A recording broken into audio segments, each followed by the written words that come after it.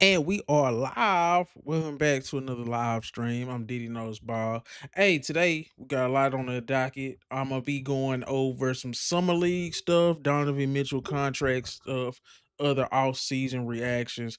Say, bro, I want to do 30 days in a row. I really do. But that shit go be tough. I ain't even go cap. Um, I'm not even go cap. I don't even know what to say. I think it's gonna be tough. It's not a lot going on. Now, I did just watch the Dallas Wings play. Jessica Shepard is a baller, but you got to be a real hoop head to rock with the WNBA. I just realized a lot of people aren't hoop heads, bro.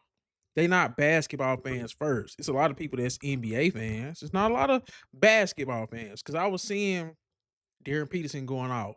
He basically been vindicating me on everything I was seeing during the pre-draft process. It's like, yeah, AJ is gonna be cold, but Darren Peterson is something different. The level of polish that he already has, the advanced footwork, the advanced touch, just his overall two-way impact on the basketball game, I think is special. I think he's better than AJ right now. I think his ceiling is just as high. People just automatically assume AJ has a higher ceiling than Darren Peterson just because he's taller. They just keep it a buck. They just keep it a buck. But we'll get into it. I guess we definitely have to start with Donovan Mitchell contract. Donovan Mitchell just got like 273, 274. I'm not sure, but let's look. Actually, let's get into it. Let's just see what Donovan Mitchell ended up getting. What did Donovan Mitchell end up getting? Donovan Mitchell. Boy, it is hot, bro. I'm in Texas. I don't know. Okay, this is the contract. Donovan Mitchell got 60, 65, 70, 75. Woo, boy. I wonder what people have been saying. I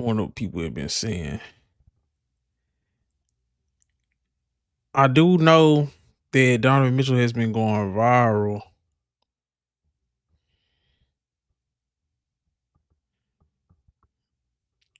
I'm trying to see, because he went viral for saying the old thing he was saying about, and it's crazy. I had it.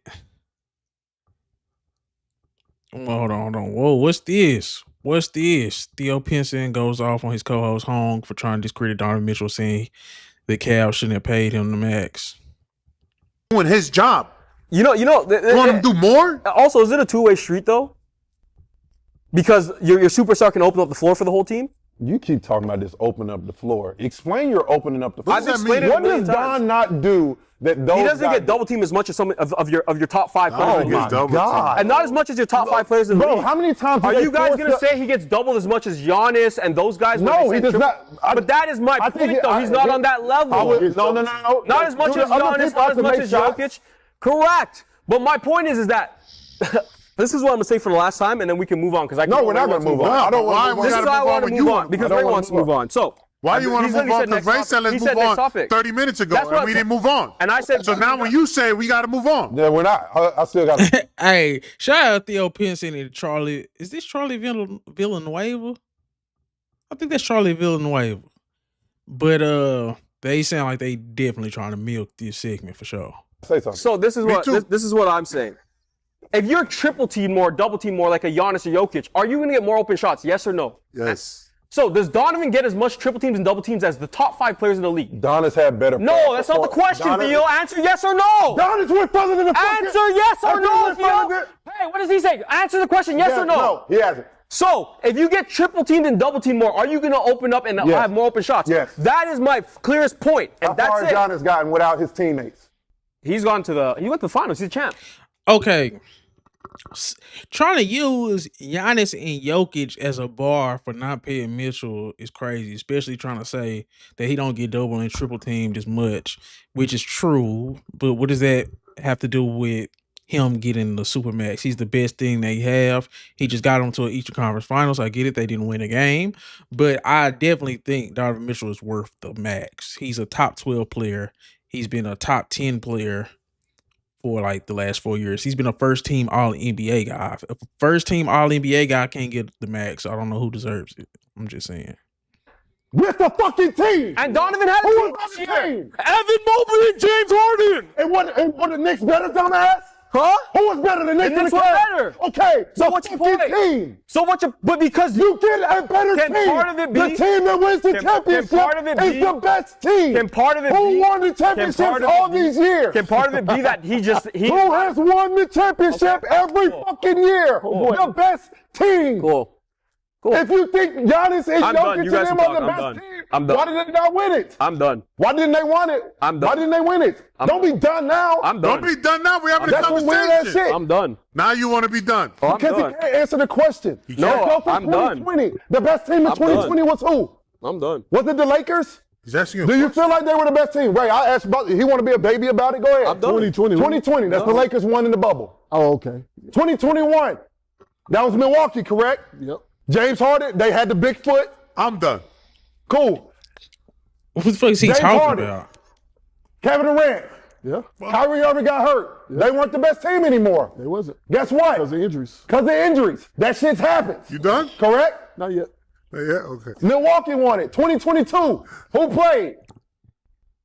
2022 was the What is Nuggets? Theo The Pinson Warriors. talking No, about? best The team, Warriors. the best team was the Boston Celtics. They, like I said, you're playing revisionist history because the best you team was back? Boston Celtics. that was the best team? That's what that was the everybody best said. team, right? If you go look at they predictions. lost. So the best. So the better team won. Okay. So at the end of the day, that team was made to win. Was that the Boston Celtics' first time being in the finals? Oh, no, it was. That team, that was the first time they've been to the finals. They got better, right? Who they bring the next year? They had Porzingis the year before? Okay, stop talking. So they brought Porzingis in. The best team won, correct? That was 2023. What is he talking about? 2024. Who won? Oklahoma City. Sure. Best team in the NBA? Yep. Best fucking team.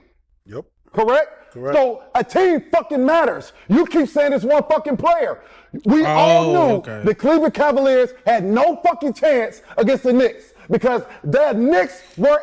Nope, I ain't finna say they didn't have no chance. No chance is crazy, especially when they was up like damn near 20 with like 7 minutes to go in the game one.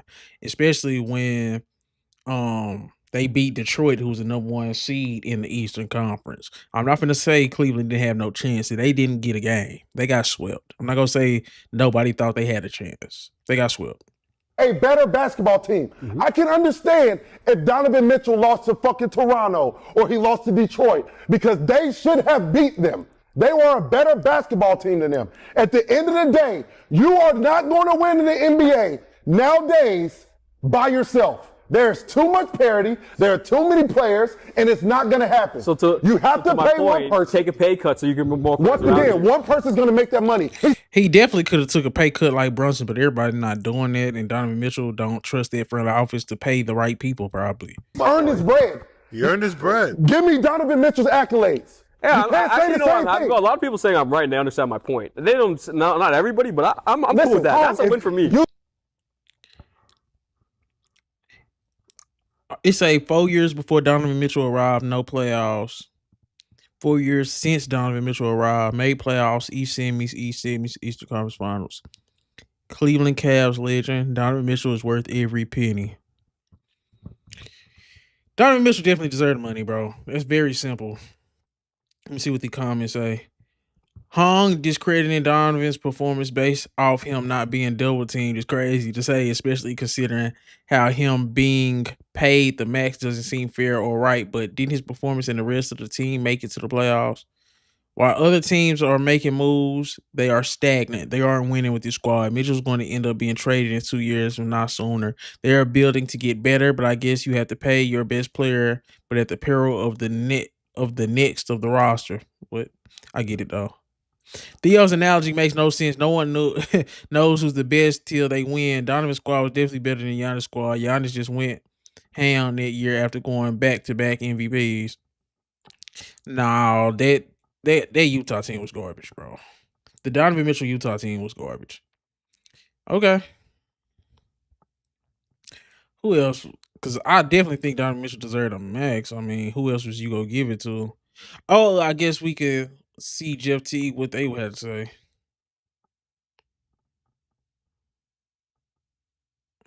Shout out to Donovan Mitchell, man. 4-year, $273 million extension with the Cleveland Cavaliers, boy. Year 4, he makes $75.5 million. Shout out to my guy, 74.75 is fucking crazy. And he got a trade kicker and a player option for 20, 30, and 31. Good money, baby. That Congrats, is a legendary contract right there. Boy. Definitely congrats. Fuck with it. Is LeBron still going to Cleveland with that announcing that extension? Man, it don't matter, LeBron. Pull up, Brian. It don't matter. That boy said it don't matter. Say, bro, y'all gotta quit trying to push LeBron to Cleveland, and if Donovan Mitchell money will fix it, bro. Come spend some of that chicken with me, bro. We good. Giannis said he want him in Miami. Yeah, I seen the stream. Nasty. Yeah. Nasty one. Yeah, nobody wants that. I don't want to see Bam, LeBron, and Giannis. No. I don't want to see that either. I don't want to see, Telling you what man, I ain't for the Shout out show. to Giannis, man. Get your brother, bro. Brother's on the way. Your brother can wear Brian now. Hey, man, did you see the Centel post be here? That was just like TA agreed to a 5-year, $50 million deal with Miami Heat, but Miami didn't agree. It will soon, man. TA gonna be there. I ain't gotta worry about it. Oh, he will. He will have a jersey soon, man. Say they this agreed went to viral the other day. 5 Blow it year. up for my guy Mook, man. I ain't know about Headband Mook. But they didn't agree. Yeah, man. That was, you know what I'm saying? They was in the streets talking about my boy got to it. What I had a headband on? How the G League? Man, they had head. Boy, they called that hoe the D League. They got that porno music for the G League. HBO software for Mookie. Nah, he was killing it, okay? That nigga had a wristband on and a Tape, headband. tape, bro. That's not a wristband. Oh, they Yeah, clowning. that King's Beauty. They got- Kid on, Was nigga. Marcus T got higher rated prospect than Yeah, FT? He leg sleeve. That nigga went to 2K shot. Nigga had some VC. Marcus T, he probably should have So stayed your head was hurt. 2 or 3 years. I be thinking point guards need to stay in college never for seen 2 or you 3 with years, that, even if man. they a top Yeah, rated you point forgot guard. you had that motherfucker on. You need that point guard season, especially if you under 6'4". Oh, he was killing though. You had 30 this game. Everybody got a fro ski. Okay. Nigga fall. This is, yeah, he was going crazy. Destroy the G League. That's like And here we go now, Teague. too small. Shaking it. No, Yeah. Teague is just This way went too viral. backs down, will That's come forward crazy. with it. Nigga, you in a barbershop. You don't think your basketball shit you actually did? Swings it back outside. That is crazy. Teague, the three. Wait, hold on, what? And now Zukovic has it. Now to Teague. Teague now driving. What's viral about this? Did they even talk about Donovan Mitchell? What year was this? And unlike the NBA, this is only a 3-minute quarter. Damn, I Goes forgot by you lived quickly. out there. Teague will put that one up, and it's Okay. good. Back to Teague, 8 on the shot T clock clutch now. bucket. And Teague is looking Hey. to slice through. And Teague will put it up, and it's good. And they just can't stop that guy. 15 seconds. Just do the G League. Top Oh, of the bro. arc. This is the D League, I'm bro. watching my little nigga kill, but listen to this announcer, bro. That nigga sound like us in the basement, cuz. When we first started the morning show, that nigga sound like this. So much shit that went wrong in that That nigga video. covered his mouth and talked in the mic. Jesus killed him tonight. Hey, they was talking. They said, "We so happy I put Mook next to y'all." When Mook had the ISO cam on the other side of the wall, it was wicked. Bro, for did they sure. even talk about Oh, Donovan God. Mitchell? That looked like he was in timeout. Hell, man. Nah, man. Shout out to my boy Book, man. Well, putting in what work for sure. shoes is them? Give Them some James shout this morning, Hardens? fellas. Shout love for Ahead of that Venezuela. DoorDash thing? I'm trying to I'm trying to see what kind of shoes them Things was. are very rough right now. I mean, life, you guys should shed some light on it. Yeah. Prayers to everybody who has lost one down there. I know they've been dealing with a lot in Venezuela. Bro, massive no loss offense, life but down did there. these Prayers up for dudes sure. talk Shout about out to my Donovan boy Mitchell, Grievous. bro? I think he from Venezuela. Oh, Gravis Vasquez. Where he play, Maryland? Not respect, man. Prayers up for Venezuela. Tap in. Now, he speaking of play DeMar for the DeRozan, it's Grizzlies. rumored that the two teams that have the final interest, we Bro, don't know for sure. they did not even is talk about between Donovan the Toronto Mitchell, Raptors bro. and the Miami Heat. They didn't even talk about my boy Mitchell, man. They didn't even talk about Donovan Mitchell. Latest on LeBron James class, they have say ESPN Cleveland. They probably gonna have something to say if I looked at it. Rick Dominic, I just want to hear what Cleveland people have to say about Donovan Mitchell. Real quick, I just want to hear some Cleveland news on D. Mitch. Oh, what do we got? We got something? We got some breaking Cavaliers news. Uh-oh. Oh, hey, whoa. All right, Sham Charania says the Cavaliers All-Star Donovan Mitchell has agreed to a 4-year, $273 million maximum contract extension that includes a player option for 2030-31 season and a full trade kicker. It's according to CAA's co-head of basketball, Austin Brown. He tells ESPN. That's the agent. That's good. So a couple things here. Saves money for LeBron. Well, right? A couple things here. So he could have waited and gotten, what was it, $70 million, $350 million total over the span of 5 years. So he took the shorter contract, but the guarantees put him on the board as opposed to playing it out a year. And then, if he gets injured, if he does something nasty to his knee, which is what these guys are always potentially thinking about, what would that do for their next potential contract or whatever? But there was some speculation on whether he was going to sweat it out for a year, and then that's uncomfortable for both parties, or whether he was going to lock in at the $68 million. Does that save money for LeBron? Oh my God, they killing me with the LeBron. Really, because this doesn't kick in. I know there's the trade kicker, the player option for 2030, 31. Yeah. No, I mean, not really. Really, we're still focused on the James Harden situation. That's who need to go. That's where there would be extra savings, that would kick in now for them to be able to sign LeBron, whether it's depending on the exception that's available. Other than fearing on your own injury, which is if you don't want to gamble on yourself or bet on yourself, it's the amount of money you're getting paid is still an obscene amount of money. So it's a lot of money either way. So I don't blame him in signing it. But I'm asking, is this an attempt to put the cosmic tumblers into place to bring LeBron back? And if you're saying no, all right, is this anything? What does this have to do with LeBron? Other than just to make sure he's here on that contract, or God forbid, doesn't say anything about a no trade, right? Mm-hmm. Does that make him easier to trade to a destination he would want to then later on? Yeah, remember though, because there's a savings after this balloons. As we just learned with the Jaylen Brown situation, these guys are not as valuable on these types of contracts in this current apron era of the CBA. So I think after that series ended against the Knicks, a lot of people were openly wondering, are we sure we want to pay him $68 to $70 million a year? Is that going to be something that really restricts our ability to build around him? But once they traded Darius Garland, we knew they were going all in on the window right now surrounding Donovan Mitchell. It seemed like, and according to all reports and according to everything we know, is that it was going to be in tandem with Evan Mobley. 216-474-0092. So he assigned a extension. I do think that we've been very quick, a little bit too quick, maybe even borderline disrespectful to Donovan Mitchell, where we've been totally disrespectful. You agree with me? Yeah, 100%. So I felt that Evan Mobley was just someone that nobody wanted to touch, nobody wanted to really talk about. But all of a sudden, Donovan Mitchell, who, if you would have said that you were willing to trade Donovan Mitchell on the radio in February, I think people would have showed up here with baseball bats and chased us around the studio.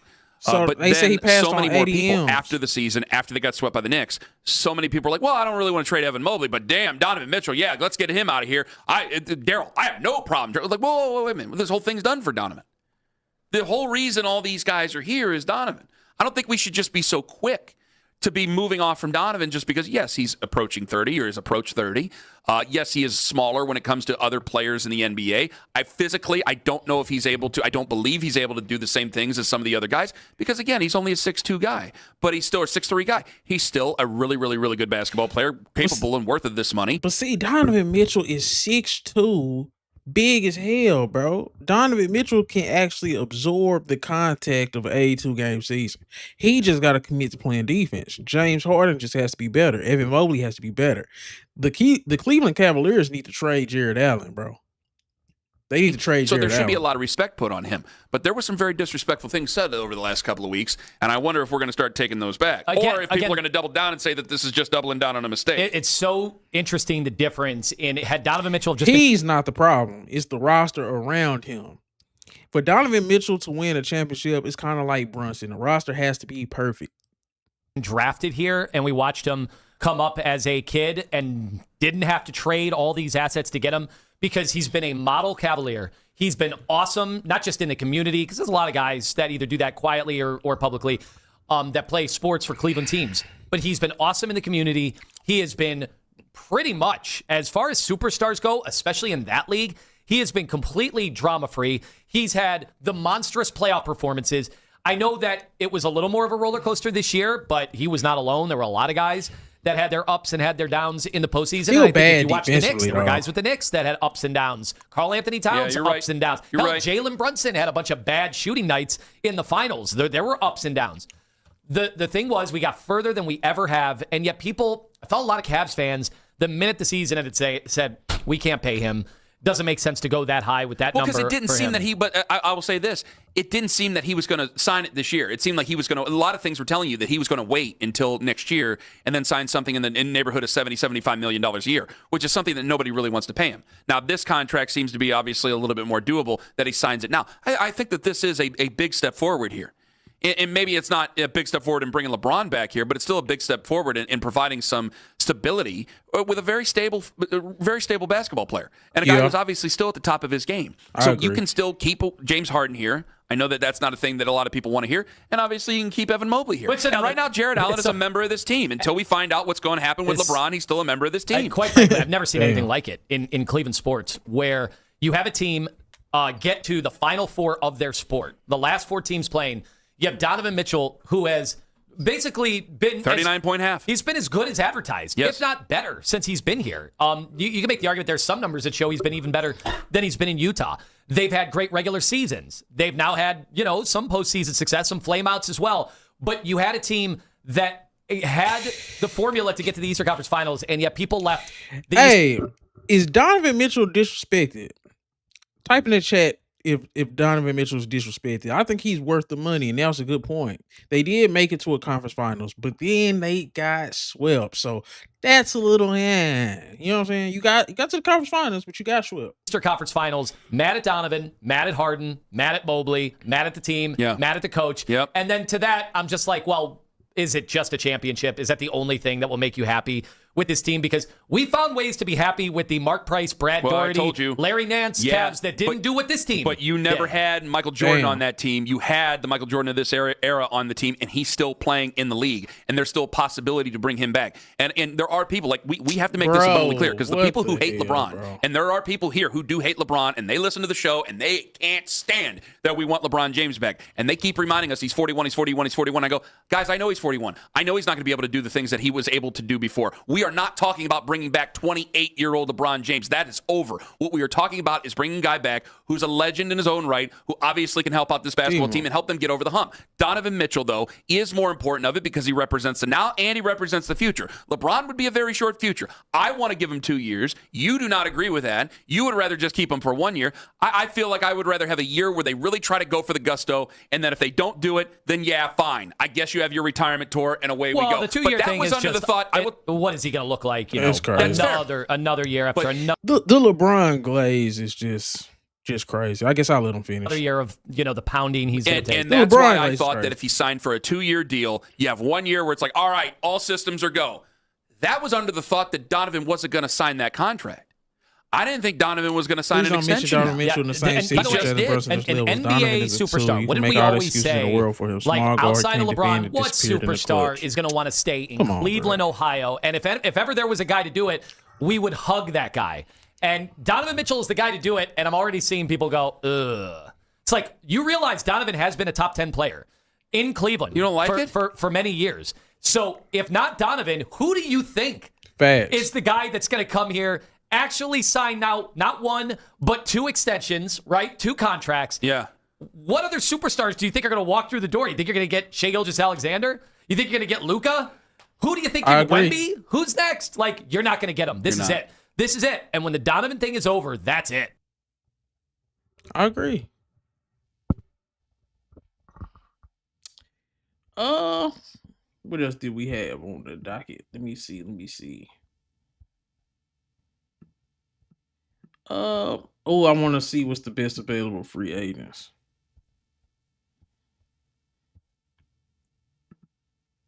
So we are a week into NBA free agency, and there's still a lot of good NBA free agents still on the market for some obvious reasons and for some not. Let me know in the chat who is the best available free agent still available. Who are the best free agents still available? Not so obvious reasons. So for today's video, I want to just give you guys the best free agents remaining, maybe what spots could make sense for these guys. And maybe I could do a little bit of jinxing today too, where I actually talk about these guys being free agents and then they can now sign with a new team today, right as I drop this video. Kind of like how I called the Clippers losers in free agency, and they basically signed Rui Hachimura less than 12 hours later. So we're going to start off with an obvious one. LeBron the best James. free Now, I'm not agent really still surprised available LeBron in the James has chat. not made his decision yet to decide where he's going to play for 2027. We have no idea if that's going to be his final year in the NBA either, and he probably has already made up his mind. I know he wants to be very methodical about this. He's going to listen to every different situation, but I feel like deep down he knows where he's going to end up. I do think it would be just hilarious if he signed the minimum contract with the Lakers after they were able to just add a bunch of guys with him being a free agent. That's not going to happen. There's been a ton of teams thrown around with LeBron James in his free agency class. There was that whiteboard that Rich Paul put up on his podcast with Max Kellerman, and it had a bunch of different teams there. Philadelphia came into the mix after they ended up trading for Jaylen Brown. They were actually in the mix to sign LeBron James before he chose the Lakers in the 2018 offseason. Minnesota has been in the mix as well. They acquired LaMelo Ball this offseason. They have Anthony Edwards. They desperately need a power forward next to Rudy Gobert in that front court, and that can exactly be LeBron James. The Denver Nuggets have also been thrown around as well. They don't really have a lot of financial wiggle room. They have another big free agent that we're going to talk about in this video still on the market, and I don't think that they're going to end up with LeBron James, although Nikola Jokic and LeBron playing together might be just playmaking heaven over there. You just happy that the Mavericks Heat have been thrown around for the obvious reason that LeBron James played there from 2011 to 2014. And then I think there's two more destinations that probably make the most sense for LeBron to end up signing with. I'm not really sure for the best basketball fit or to winning it all, but I think for what he's trying to do, it may be his final year of his career. The first one, the Golden State Warriors, this one has been thrown around for a while now. They were trying to go out and trade for Anthony Davis. That could still happen from the Washington Wizards. They'd have to do Jimmy Butler and some draft capital to get that done. I don't know if Washington is going to budge, but they could still player option after 20 won a title with them in 2016. Bro, this nigga Today, spent the they actually first just gave 4 Donovan minutes Mitchell a about 4-year max extension where he's going to be making over $70 million title for them there. He already did that in 2016, so that's why I'm not sure if he would go out and sign with a new team like Golden State, get to play with Steph This nigga Curry. made But either way, he's going to be the best free video. agent on the market until he signs. And then I briefly mentioned him because he's on the Cavs and he's technically a free agent, but James Harden opted out of his player option with the Cavs. I assume this was for the front office to have a little bit more wiggle room to re-sign Donovan. Y'all see what he doing? He just leading with the big names. These dudes ain't. Well, LeBron's a real free agent, but James Harden is restricted, I think.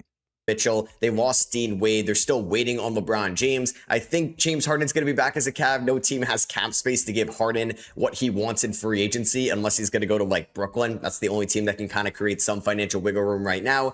That's just not going to happen. He's going to be back in Cleveland, but he's still technically on the market, so I wanted to bring this up. I'm kind of surprised a little bit that it's taking this long for him to sign. And then some other notable restricted free agents still on the market. The first one, Jalen Duren. Talking about like, I'm surprised he hasn't signed yet. The only team that can pretty much give Jalen Duren what he wants in free agency is going to be the Detroit Pistons. Now, Walker Kessler just got 4 years. Should the Detroit Pistons break the bank on Jalen Duren? At this point, I think they need to go ahead and do it. They need to go ahead and do it. Just because it's like they haven't made enough moves to replace Jalen Duren. And Jalen Duren was 20-10 in the regular season, and that got you a #1 seed. I get it. Y'all sucked in the playoffs. He sucked in the playoffs, but might as well.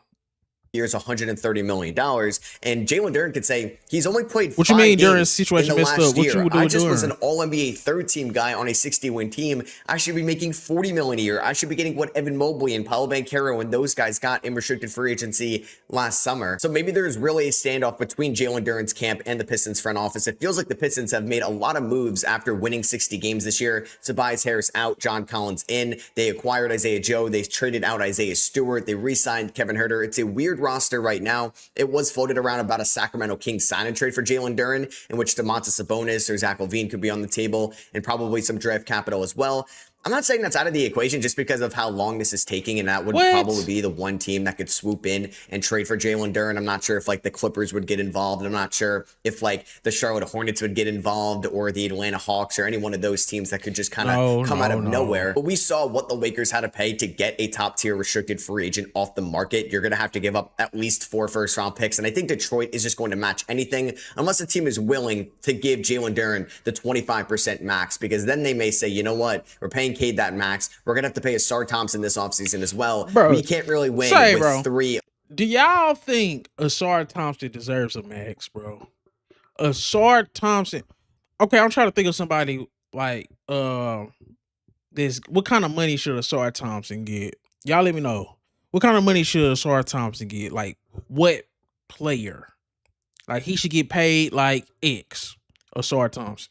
Large contracts in today's NBA. I And they ain't may paying just Asar let him Thompson. walk in terms of a sign and trade. Like I said, If I he still think he's shoots back in sub Detroit. It's just kind of weird it's 33% taking next this long. season, Another I restricted ain't- free I agent want- still on the I'm market that I good. think does have a decent chance on leaving. Peyton Watson. I talked about the Denver Nuggets having a free This is the most underrated. Peyton Watson is the most underrated restricted free agent. I'm not gonna lie. This might sound crazy. But what Peyton Watson was doing last season, I'd rather have Peyton Watson over Trey Murphy. I'd rather have Peyton Watson than Trey Murphy. Yeah, I said it. agent on their team that's still on the market, and Peyton Watson made $2.8 million last year. I don't blame him at all trying to get every penny in restricted free agency. We know the Los Angeles Clippers are very interested in Peyton Watson, even after signing Rui Hachimura, and Denver would probably match anything reasonable, but if it's above that, there could be a sign and trade orchestrated with them and the Los Angeles Clippers, a team that has some solid veterans that could be intriguing to Denver, like Chris Dunn, like Derrick Jones Jr., maybe like Brooke Lopez. And the Clippers do have some more draft capital to use now. They've got 2029 Pacers first round pick. They have some Toronto Raptors first round picks in the future as well from the Kawhi Leonard trade. It would be a big loss for Denver if they ended up losing Peyton Watson just for like draft capital or maybe just like a lower tier role player. I'm still not sure if they have to make a corresponding move, because even if they like waive Jonas Valanciunas and they dump Zeke Naji, they're still going to pay a massive luxury tax bill that the Cronkies haven't really paid in the past if they were to give Peyton Watson at least $20 million, let alone $30 million that a team like the Clippers could offer him, and then it can descend over time. So yeah, maybe we're still going to see a Cam Johnson or a Christian Brown or an Aaron Gordon trade coming. Who knows? I think Peyton Watson's going to be back in Denver, but you never know. He could definitely be a Clipper next year because he was so good in that month in which Jokic was out. But that's kind of like the only sample size we could hold on. Real quick, bro, Christian Brown. Bro, Christian Brown contract is ridiculous. RC, what's going on, dog? Y'all got that boy LaMelo. Y'all got Lameezy. Hey, RC, would you want LeBron on that Timberwolves team? Go on, let me know. Christian Brown signed 5 years, 125. God, dog. That is crazy. The fact that y'all might be able to lose Peyton Watson because y'all paid Christian Brown first is crazy. I'm trying to see NBA players who make 20, because he's finna be making 23 a year. NBA, I'm trying to see who else he getting paid. Like NBA players making 23 million a year. I need to see how much is this. LaMelo and Ant plus Jaden. We ain't got no 4-man. Timberwolves got everything but a starting 4-man. I ain't gonna lie. How big is Terrence Shannon? Terrence Shannon could do that fake power forward situation. It's like OG, not a real power forward. You might not need that no more with the way the league going. Just throw Terrence Shannon. I think Terrence Shannon is gonna be the key piece. Make him a small ball 4. And then y'all go play Berenger. See, if Berenger can play this year, y'all need to go on trade Rudy Gobert. Okay. Oh, they got it. They got it on her. Okay.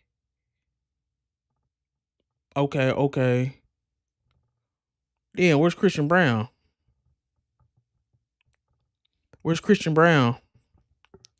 Did I miss him already?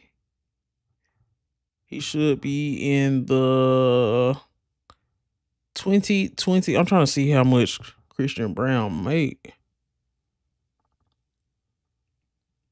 He should be somewhere in the 20s. Did I miss Christian Brown?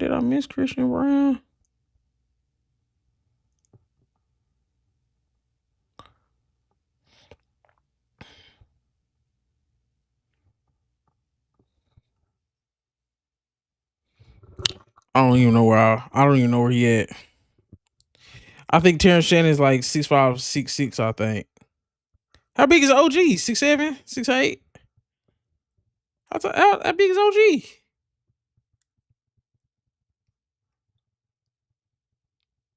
Yeah. I can't find how much Christian Brown make. I know for a fact it's a lot though.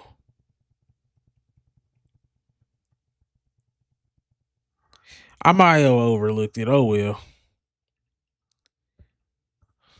Onto that he could be worth might have $30 million. overlooked it, So though. it's a huge risk if you gave him that contract. And the last big I want restricted LeBron free to go to agent T-Wolves that's so remaining, bad. Benedict Mathurin, Bro. also on the Los Angeles Clippers. So Chris, I don't who think do he's you really going to root find out for? what team he's on next until Peyton Watson Chris, I gets don't know who resolved, you because I'm root sure for, the bro. Clippers would prefer Watson over Mathurin. And I just don't know if Mathurin is going to go back to the Clippers on a longer term contract. I honestly wouldn't be shocked if he's just like this year's Jonathan Kuminga. He signs a 1+1, maybe a little bit more than what. Say, bro, the Dallas Mavericks need to take a flyer on Benedict Mathurin, bro. Hey, Chris, would you like the Mathurin on the Mavericks? What the qualifying offer is, which is going to be around $12 million. Like he could get 20. Hold on, let me see. Let me see. How much Benedict? What is Benedict Mathurin? Oh man, that boy shot 32% from 3. 18 a game. What does he do for his career? So he's a career 34-ish. 34, 30 something.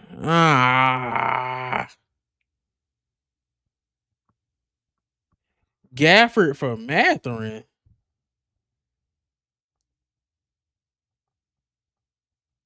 Gafford for Mathurin. But see, yeah, RC, OG, and Terrence Shannon, I think they could do similar things. I ain't saying Shannon is OG, but he big as hell. Bro. Cause let me see.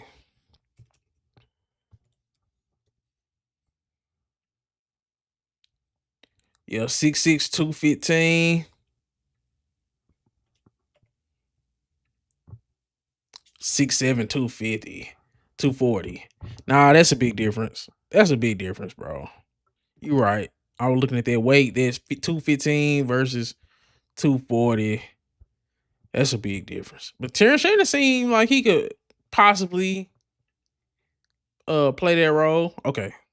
$1 million Benedict on a Mathurin. 1+1 How we from the feeling Los about Angeles Benedict Mathurin, Clippers, because they bro? still want to be good next year since they don't own their first round pick directly. It's an unprotected swap with the Oklahoma City Thunder. Kawhi's out, Harden's been out, Zubats has been out, so they're trying to get guys that could probably score for them, that could probably just help them. Hey Chris, I got that college football. So they're not giving the Thunder that good of a draft pick. So like I said, if Peyton Watson is not on the Clippers next year, I expect Mathurin to be there, unless the team is willing to give him like a 1+1, because the archetype of Benedict Mathurin, we've seen it from Cam Thomas, we saw him last year with Kuminga. Like if you're not going to be able to defend, shoot at a high clip efficiently, or be able to play make, you're not going to get that contract that teams would have given you in the past unless you kind of hit free agency at the right time. Like if the Pacers were still a really bad team and Mathurin was showing progress as a scorer there, I could assume them bringing him back. People acting like LeBron is finna change somebody's life. I look at it like you look at it, RC. LeBron is a rental, bro.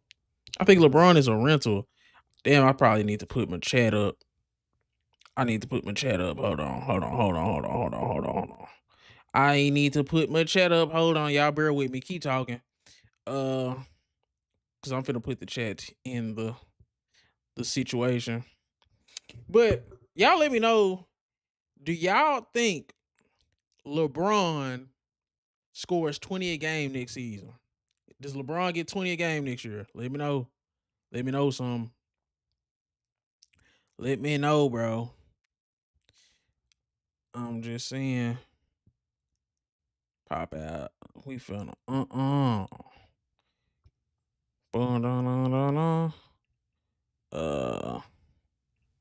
Scene 2. Watch this. Show y'all some things.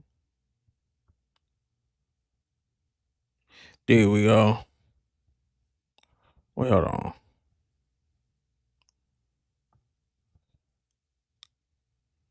Yeah. Okay. What was going on? What was we at? But like when it's a team that didn't develop or at least didn't draft Benedict Mathurin, that also isn't really tantalized by his playmaking or defensive ability, he might not get a long-term contract Philadelphia's here. still So not it might just be better like a than New York 1+1 or at a bigger ease. deal than the qualifying offer to return to the LeBron Clippers. is And a then speaking top of Jonathan flank Kuminga, I to really you. thought he was going to be back in Atlanta, and LeBron that is could top still flank happen. to He had a you. $23.5 million contract last year. It was roughly the same team option going into 2020. Whoa, RC, you don't think Philadelphia is better than New York? I ain't gonna lie. I'm not sure. But let me ask y'all this. Andre Drummond or Mitchell Robinson? Andre Drummond or Mitchell Robinson? I just want to see some. Andre Drummond or Mitchell Robinson? You should do a top 100. Hey, that's not a bad idea. Big Drum. See, I thought I was tripping, bro. I think Andre Drummond is better than Mitchell Robinson. Philadelphia's still not better than New York. Philadelphia ain't got enough size. They got too many guards. They got to turn some of them guards to some size. Because Adem Bona and Joel Embiid, and nah, that's not enough. 27. I wouldn't have been surprised if Atlanta picked up that team option just to have it as somewhat of a tradable contract. Jonathan Kuminga is, I don't know. He's gonna go to Brooklyn and play some losing basketball. If the Lakers are just desperate, they trying their hardest to get Jonathan Kuminga. They were never really serious in going after Giannis or Jaylen Brown, it seems like. So I'm wondering, I guess Atlanta is just kind of cool with running this team back with the added rookies that they have from the draft in Vassar, Ejiofor, and Kingston Flemings. Kuminga's been linked to a couple teams out west. I mean, he was linked to these teams last offseason when there was that standoff with Golden State, one of them being Sacramento, which, yeah, just Kuminga in Sacramento kind of feels right. It almost happened last offseason. I feel like they could take a chance on Kuminga. As long as it's not like a super long-term deal, I actually don't mind this for the Kings. They need more athleticism. They need more wing defenders. And Kuminga can maybe buy into the role in Sacramento. I get it. They can't shoot. Of a wake-up call as well where, hey, if I don't shine here, if I don't prove that I could guard multiple positions, I could be an efficient three-point shooter, I'm not going to get that long-term contract that I desired. Wait, what did Jonathan Kuminga do? Jonathan Kuminga. Is Jonathan Kuminga even any good? 12, 6, and 2, 46 from the field, 33 from 3. I wonder what Jonathan Kuminga playoff stats look like. What his playoff stats look like? Bro, that boy was not getting played in Golden State. That's crazy. So 15 a game. 24-25. 24-25. That year where they was trying to shelve him, but he still played. Kuminga can be underwhelming as hell. Hell yeah, dude is. I ain't gonna say Jonathan Kuminga is garbage, but Jonathan Kuminga is not all that. He's all right. He's a project. Everybody just love falling in love with these big wings that they just want to be something other than what they've been at one point in Golden State. And Sacramento is a chance for Kuminga to really develop his skills. Like I said, they need athletic wings or just forwards. They do have Keegan Murray at the moment, but they just waived DeMar DeRozan. Zach LaVine's probably going to be gone very soon as well. It's a guard-heavy roster. And that's where I can see him ending up. I know Phoenix was interested in the past as well. I wonder if that would ever come to light. I don't think so anymore after what they've done in free agency. Another team could end up being the Los Angeles Lakers, a team that desperately needs perimeter defense. He could take like a one-year deal, maybe a little bit more than the taxpayer exception, maybe around $10 million or a little bit less than that, to go be a perimeter defender in Los Angeles, kind of in that Rui Hachimura role that they had last year to help out Luka Doncic and Austin Reeves, and he could make his money over there. Like he's still just 23 years old. Could the Clippers get involved if they move on from Peyton Watson and trying to get him, and he goes back to Denver, and maybe they don't want to get Benedict Mathurin in that contract, and they like Kuminga a little bit more. Maybe they pivot to Kuminga. Maybe there could be a surprise team in there. Maybe it's like a Brooklyn, maybe it's a Chicago, like a team that's kind of rebuilding and retooling at the moment that could take a flyer on Kuminga. Maybe it's a New Orleans at this point if they ever make a trade or a signing. I think Kuminga is going to be leaving in Atlanta, but I do feel like it's going to end up on. Say, bro, passing on Darius Acuff for Michael Brown Jr. is going to go down as one of the biggest.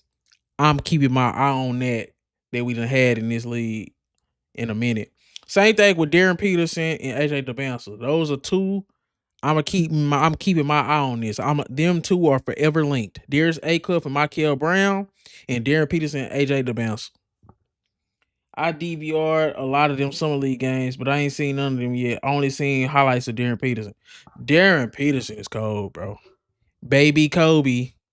And then you got dudes like Ray and Chris talking about, well, you should have been doing this in the least. He been the best player since 8th grade. One of the best. He been the top 5 players since 8th grade, bro. Either Sacramento or the contract that teams would go like a team at any point in his career. DeRozan. And he had to come up with Cooper Flag, AJ, Cam Boozer. Darren Peterson been right there the whole time.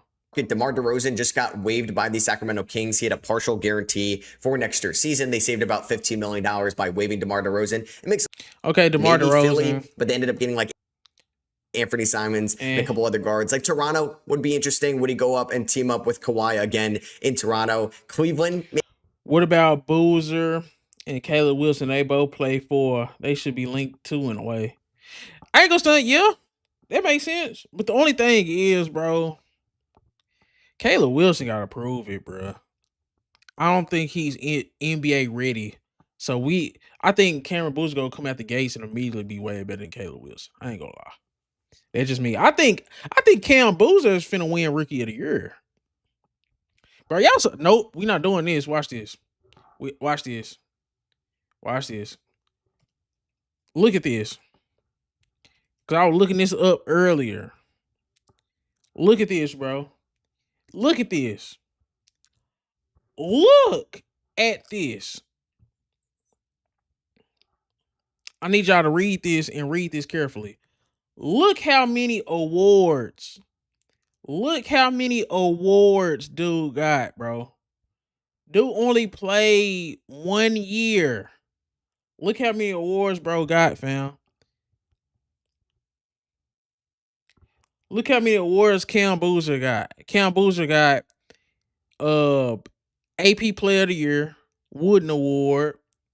He got the Naismith Award.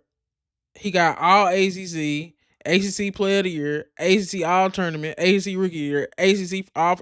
Come on, bro. ACC, come on, bro. And was the 3rd pick. What's that mean, Chris? What's that mean? People are saying AJ DeBounce is a 6'9" Jaylen Brown. People are saying Darren Peterson is Kobe Light.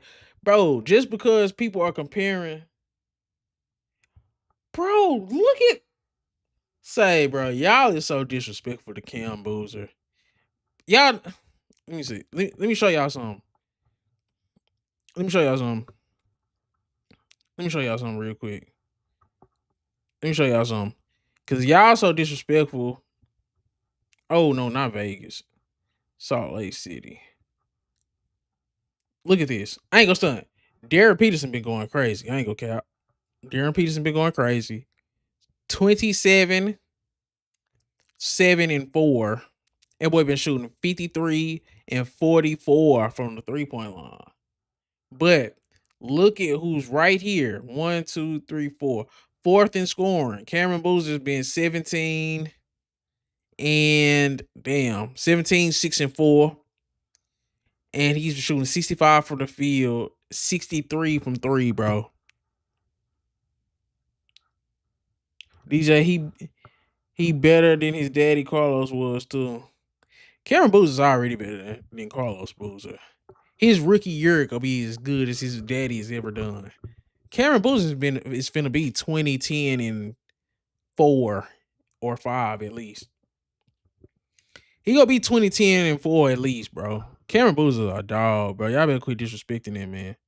Maybe would he play with James Harden again? I think there's a couple different routes for Russell Westbrook, but I don't really. Oh, they're bringing up Russell Westbrook. Don't know he want that dude, bro.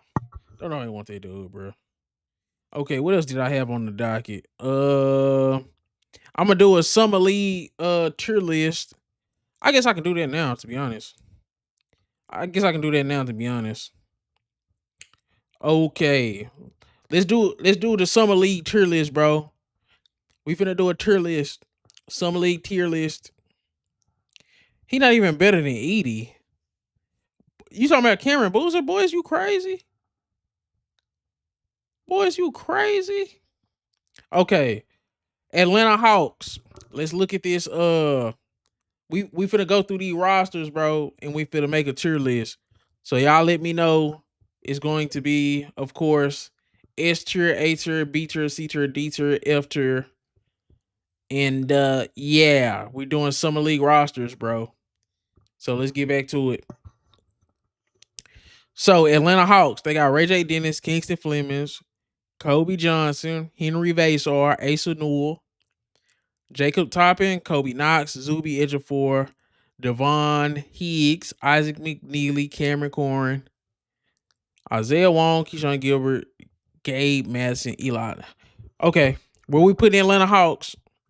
I guess the criteria is high picks mixed with college pedigree and high school pedigree. So where we putting the Atlanta Hawks? Me personally, let me see the blue chip prospects. How many blue chip prospects they got? Yeah, Isaiah Wong, man. Don't do that, bro. So I'm considering Kingston Flemings. Kingston Flemings is a blue chip because he went first round. First rounders are blue chips.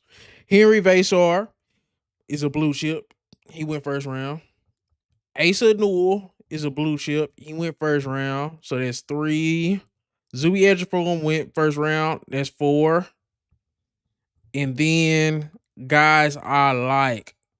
So Keyshawn Gilbert, Isaiah Wong, Zeke Mayo. So they got 4 blue chips. Where we putting the Atlanta Hawks, bro? I'm gonna put them. They start with second round. My bad. Damn. Well, like the police. No, I'm just playing. So where we putting the Atlanta Hawks? Here go they roster again. They got Ray J. Dennis, Kingston Flemings. They got Kingston Flemings, Henry Vasar, Asa Newell, Zuby Ejiofor. I'm putting that B tier, bro. Is we cool? I'm putting it B tier. Y'all take it too long. Let's see. Boston Celtics. Damn, they ain't even got a full roster yet. But they got Hugo. Oh, if Hugo play. Hugo, Amari Williams, Max Scholder, Chris Sinek Jr., Dylan Mitchell.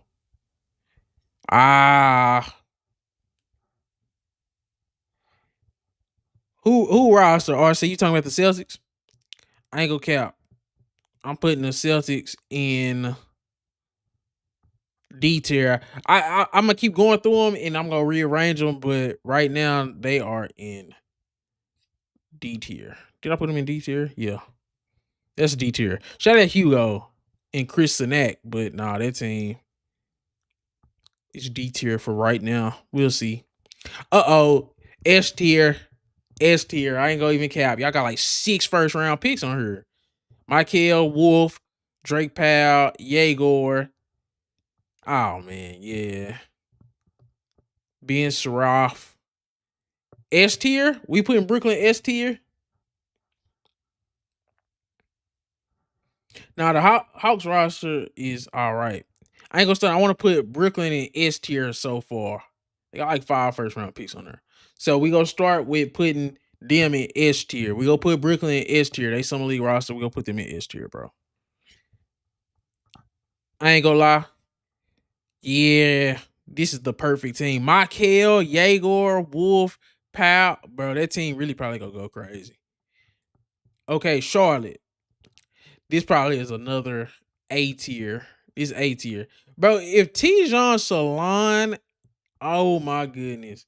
Your boy Chris, Tijon Salon is still in there after being a 24 pick. Anytime you a third year player playing in summer league, it's not a good sign. It has to be rare for it to be a good sign. So they got Zion James, Christian Anderson, Kalkbrenner. This S tier, right? S agree. I like some of those cats on the Nets. Yeah, I got them on S tier. What about how we feeling about the Hornets? I think Hornets is S tier too. Zion James, Chris, who got a lot of playing time in the actual NBA. Christian Anderson, first round pick. Kalkbrenner, he got a lot of burn. A, Y'all don't think the Hornets is better than Brooklyn?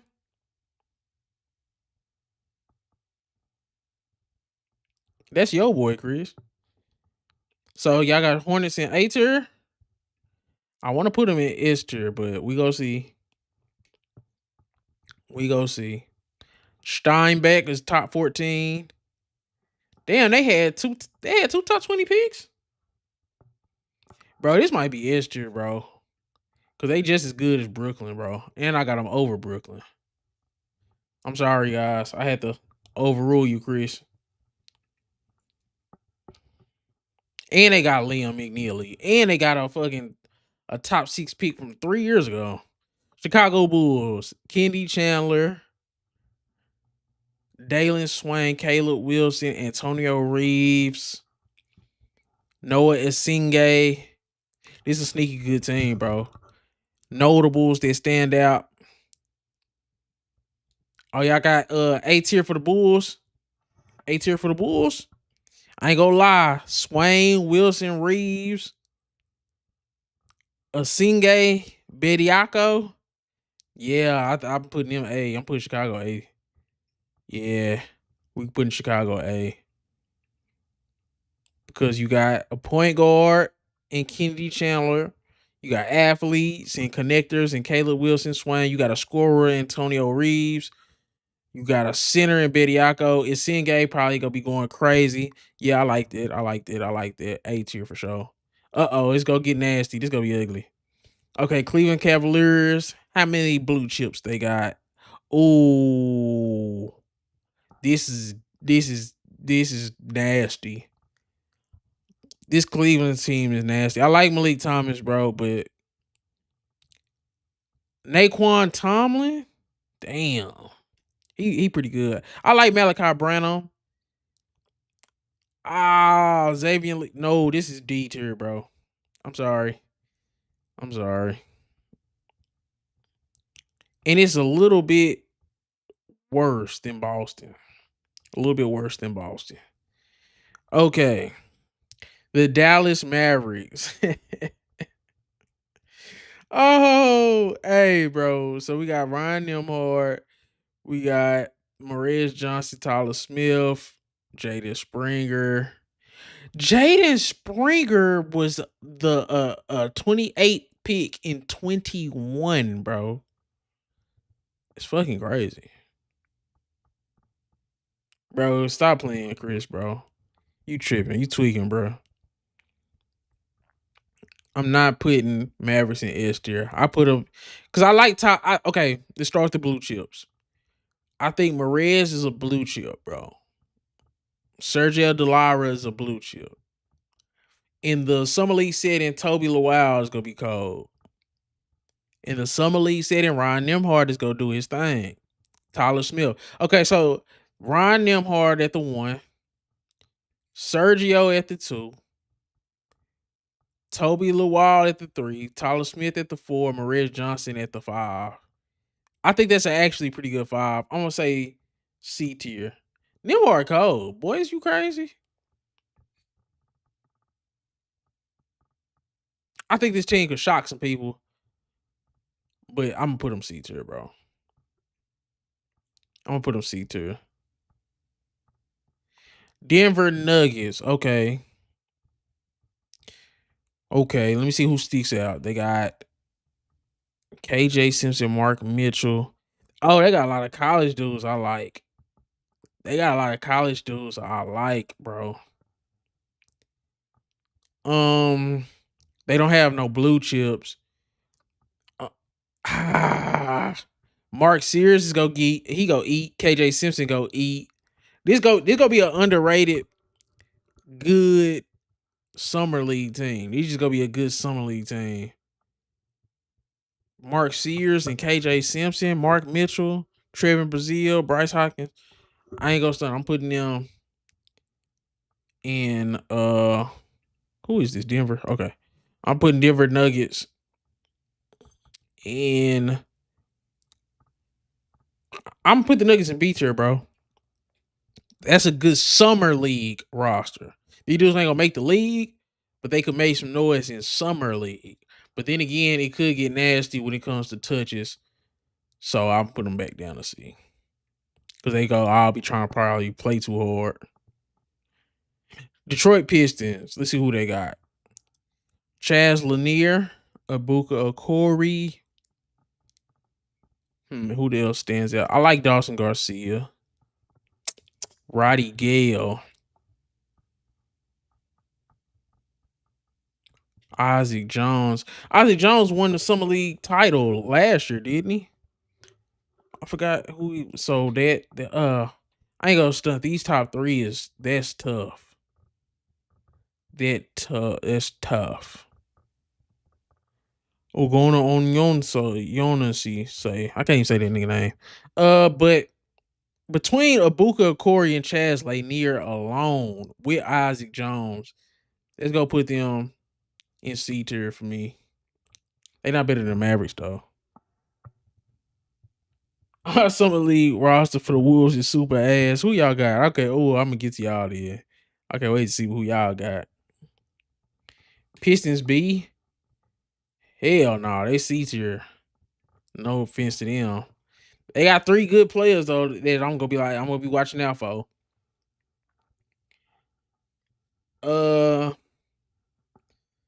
Golden State Warriors. I ain't gonna cap. Yaxel was looking cold as hell his first Summer League game. And I think that was the California Classic. He went flawless, perfect from the field.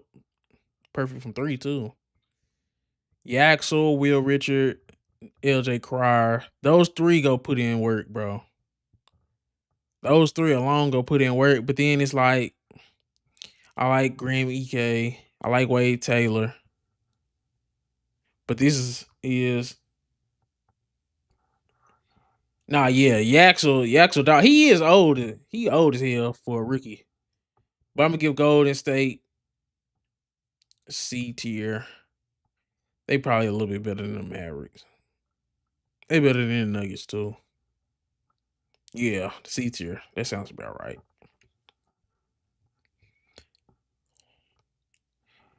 Houston Rockets.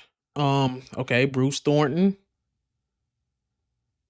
Ooh, this team is garbage. Ooh, we might have our first F. This team is garbage. Tristan Newton might get buckets. I ain't gonna cap. Bruce Thornton might get buckets. I ain't gonna cap. Ooh, this team sucks though. Ooh, this team sucks. That team is garbage. That first F tier.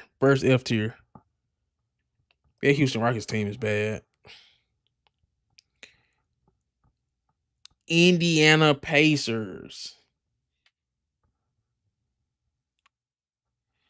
Yeah, Deshaun Nix pretty good, but that team is terrible, bro. Deshaun Nix is pretty good, but that team is terrible. Indiana Pacers, Braden Smith, Yuki Komomori, Kaba Keita. Kaba Keita cannot catch. Tavion Kinsey, Alex. Oh, no, we got another F tier. They worse than the Rockets. We got another F tier. You see, the fact that you had to point out Yuki, that's how I know it. We got another F tier, bro. We got another F tier. That team is bad. Tavion Kinsey can get buckets, though. He a high flyer. Okay, Los Angeles Clippers. Keaton Wagler. Baba Miller. Cam Christie. Riley Kugel. Norchad O'Mur. I ain't go cap. Nah, the Pacers is garbage. That Pacers team was garbage. I ain't gonna cap. That's an F tier team. Keaton Wagler though. Baba, Cam, Riley Kugel. This is gonna be a very well put together team. If Keaton Wagler can be the superstar that he was in Illinois, he could do something with this team.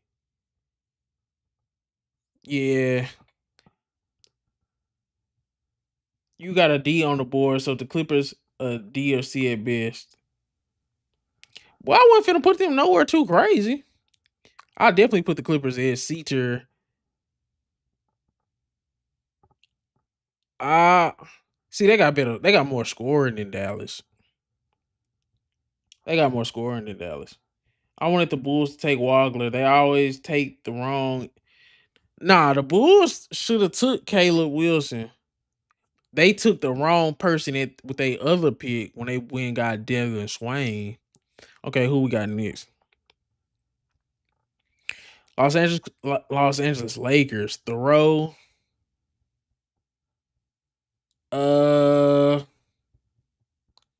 Zaire Smith. Who is Zaire Smith? Hold on. Hold on, let me make sure I ain't tripping. Yeah, let me just type in. Who is Zaire Smith?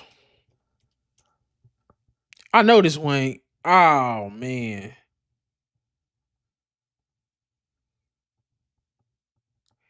Damn.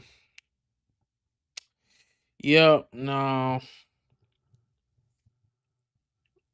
Dallas is not A tier, bro. What the hell is you talking about? Robbie Avila. Arthur Kumumba. Cameron Carter. Nah, this team is ass too. D tier. Cameron Carter gonna go crazy though. This team is ass. This team is bad, bro. Memphis Grizzlies. I want to see how much Cedric Howard and Taylor Hendricks played, and then if Kareem Lopez played with Cameron Boozer. This is definitely A tier. O-Max. Definitely A tier. Lakers is weak sauce. Only people gonna watch the Lakers is team. And Summer League team is diehard fans. Nah, facts. That's who watch Summer League anyway, bro. You really know ball if you were out here watching Summer League. Miami Heat. Yeah, that team's ass. This team sucks, bro. This team sucks. Yeah, putting y'all in F tier. I'm not excited for none of these dudes, bro. I heard Ron Conwell been doing his thing, but I'm not excited for none of them dudes, bro. Max and Taylor Hendricks. I say, bro, that's good for Summer League. We ranking Summer League teams, bro. Milwaukee, Nate Mint, Braden Burries, Kyra Lewis, John Butler, Corbin Ron, Pete Nance, Jesse Edwards, Boofy Miller. If Nate Mint and Braden Burries actually play, what happened with the Miami Summer League team? What happened with them?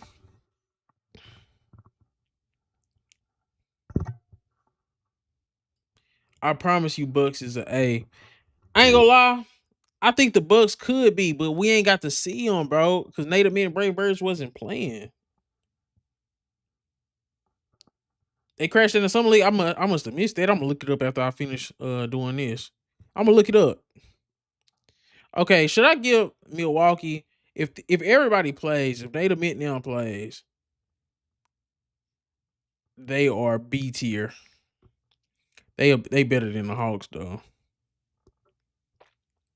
They better than the Hawks. They got some good. He played that one, but I'm saying what's the name got to play? Nate Mint ain't played. Minnesota, here we are, RC. Isaiah Evans, Berenger, Kaufman Wren. This team not as bad as what you try to make it seem. Oh, that's it though. Damn, it started off pretty good. DeJuan Harris might be a good point guard in this situation. Oh, no, this is nasty.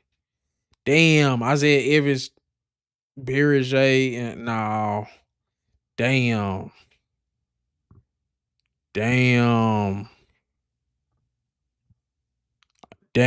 No offense. That team, y'all D tier. Out of respect to you, RC, that's a D tier team. I'm not excited for nobody. DeJuan Harris is gonna be a good point guard. Isaiah Evans a flamethrower. Trey Kaufman Wren could get buckets in that setting. Berenger should be a good energy guy. But that's as good as I could do for y'all. New Orleans Pelicans, Hunter Dickinson, Kobe Buffkin. Kobe Buffkin, what the hell happened to him, bro?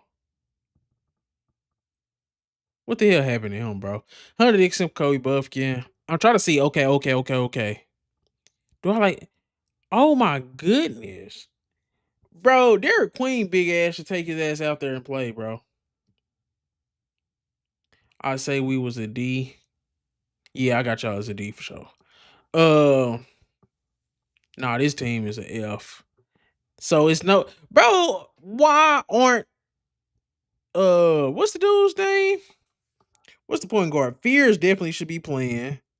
I don't know why these dudes acting like they weren't one of the worst teams in the league. Fears should be playing. Queen should be playing. That's crazy they not. So this is another F. That team is garbage. Shout out Chris Bell. I like him, but no. New York Knicks, Tyler Nickel, Dylan Jones, Diade. Ooh, this team is garbage, but they won a championship, so they'll be all right. That team's fucking F. That team is a F. Good Lord. Yeah, they not playing, bro. They tripping. I don't know who they think they are. Like they just cold, bro. Y'all played a lot of NBA minutes. Getting y'all goddamn ass kicked. Oklahoma City Thunder, Otega Owe, Bennett Sturts, Adai Mara, Peyton Sandiford. You would think that team would be better, but I done seen them not be that good. That's a C league. That's a C team. Well, just because Mara, Sturts, Sandiford, they all right. They definitely should be better though.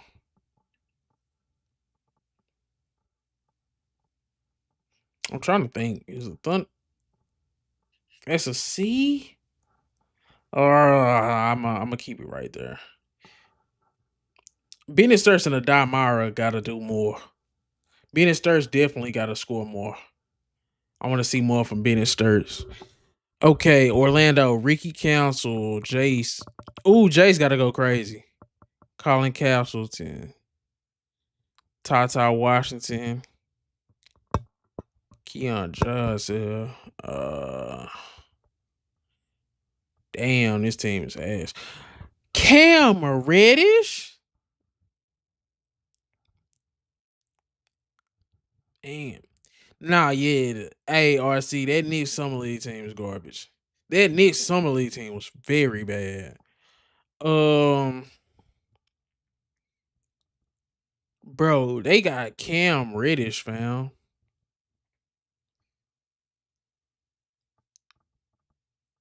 What the hell?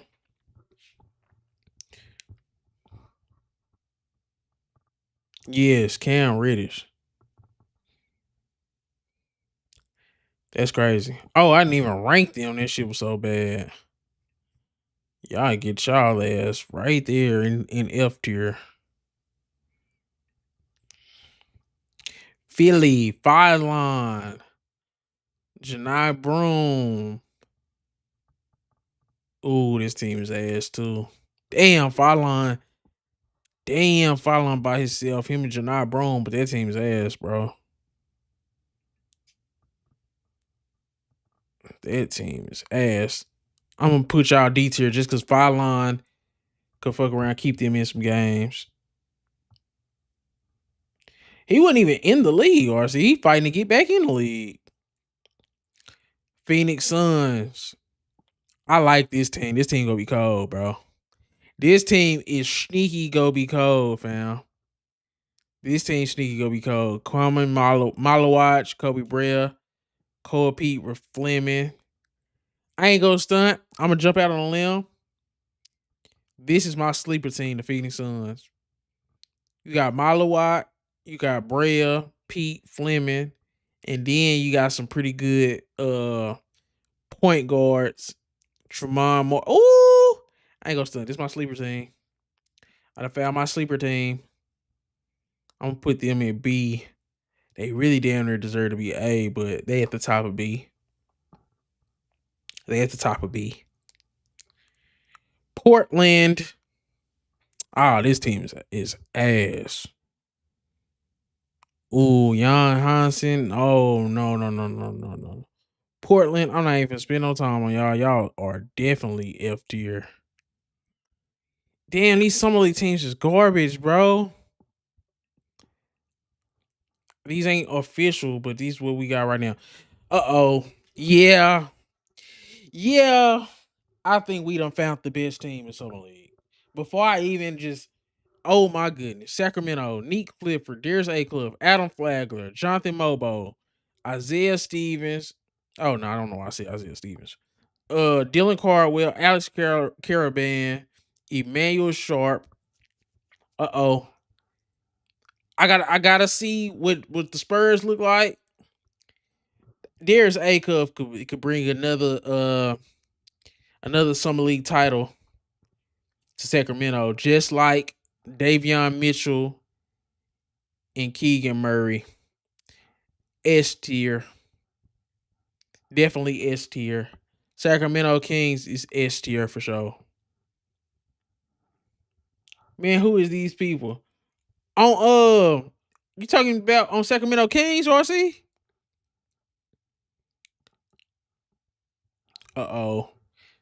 San Antonio got a squad. San Antonio got a little squad. They got a little squad. Quaintance might not be playing, but Malik Brown, Carter Brown, Taurus Reed, they are 8. I'm gonna put them in C tier, just because Carter Bryant might go crazy. I'm gonna put them in C tier, bro. Kings is definitely S. I put them in S. For sure. Toronto. Jaden Bradley. Jaden Bradley's a steal at 50. But this team is garbage. Ooh, yeah, this team is garbage, bro. Damn, that team is garbage. I don't even want to waste no time. Boy, F tier is getting full. F tier is filling up. Oh, yeah, Portland was terrible. Portland is the worst team I've seen so far. Portland was bad. Utah. Damn, Ace Bailey got hurt. But Cody, Blake, Darren Peterson, Jonas Adu, Max Adams. I ain't gonna stunt. Darren Peterson alone put them in B tier. Him and Cody Williams. I ain't gonna count.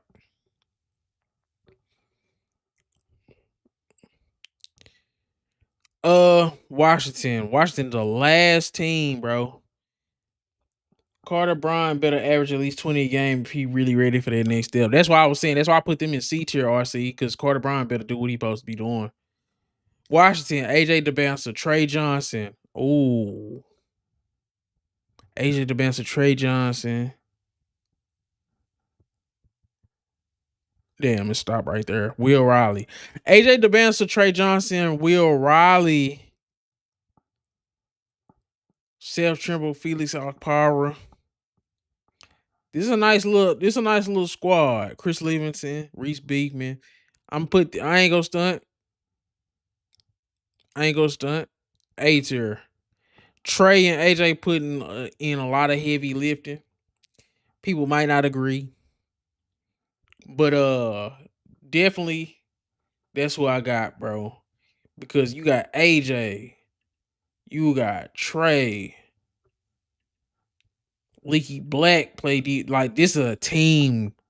Reese Beekman, Will Riley. This is a team, bro. Yeah, Washington A tier, bro.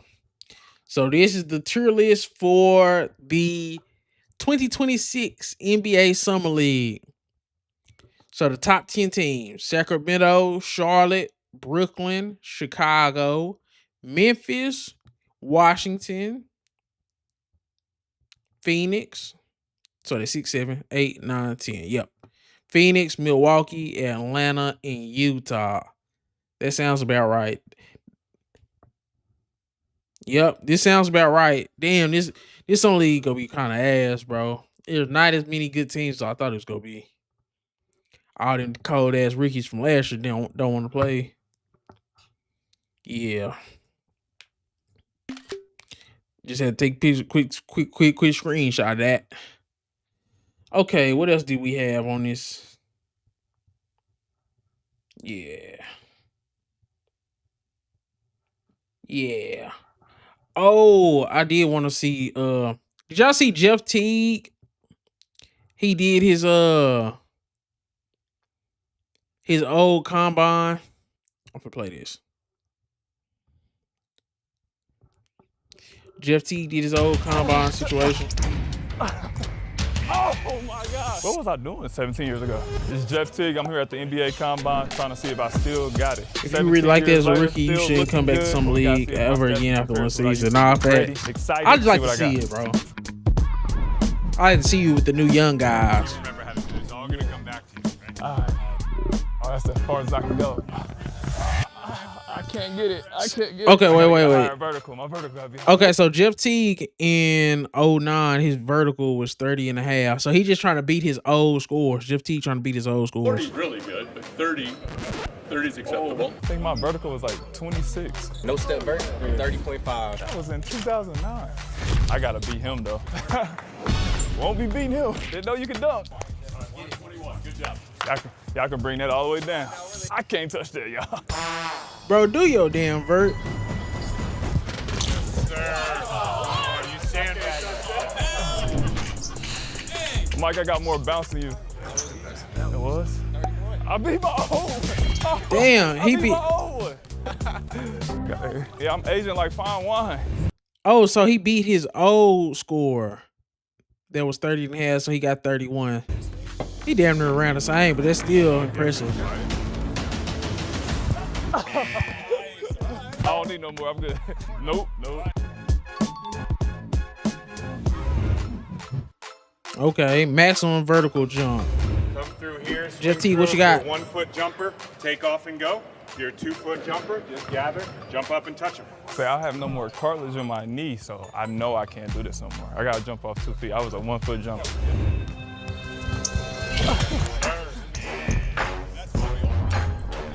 Oh, we're not getting that. Oh. Okay, yeah, let that go. Damn, Jeff T was drafted in 09. Time fly by fast as mother, bro. It's gonna be I was in 9th grade. Slide, back pedal, and it's on slide. Go whatever you want. 3 ways you can get this ball. Or if you get the ball outside. Any questions on that at all? No way. Cooked. No.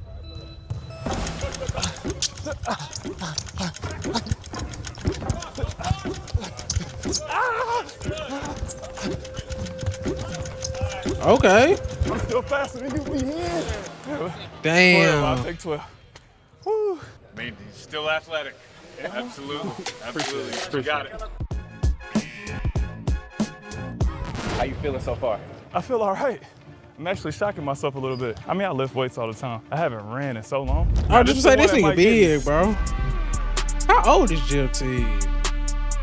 Look, you were 3.18 seconds in 2009. Oh, I definitely won't be close to that. 3.189, 3.18. Oh, y'all said 3, this is about 6 now. I used to be fast, it's over with.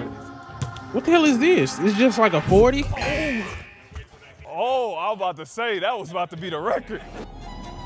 What's this, like a 40? I'm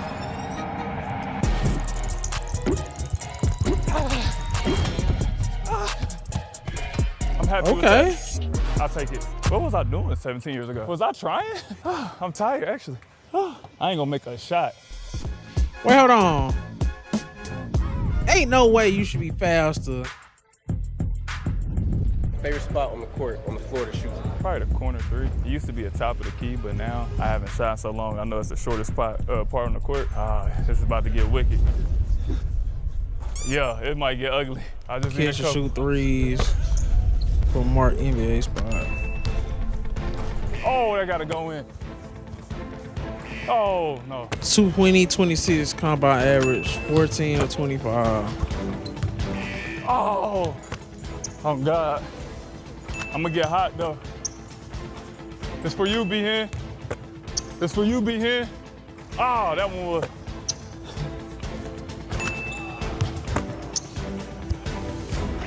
Hey, this is. Oh, so he got to shoot. He's shooting 25. So he got to at least get 14. Okay. But the combine average, that shit includes bigs and shit too, though. I was 35, but who's counting? Oh, I'm talking to you. I got it. I need Okay. this one.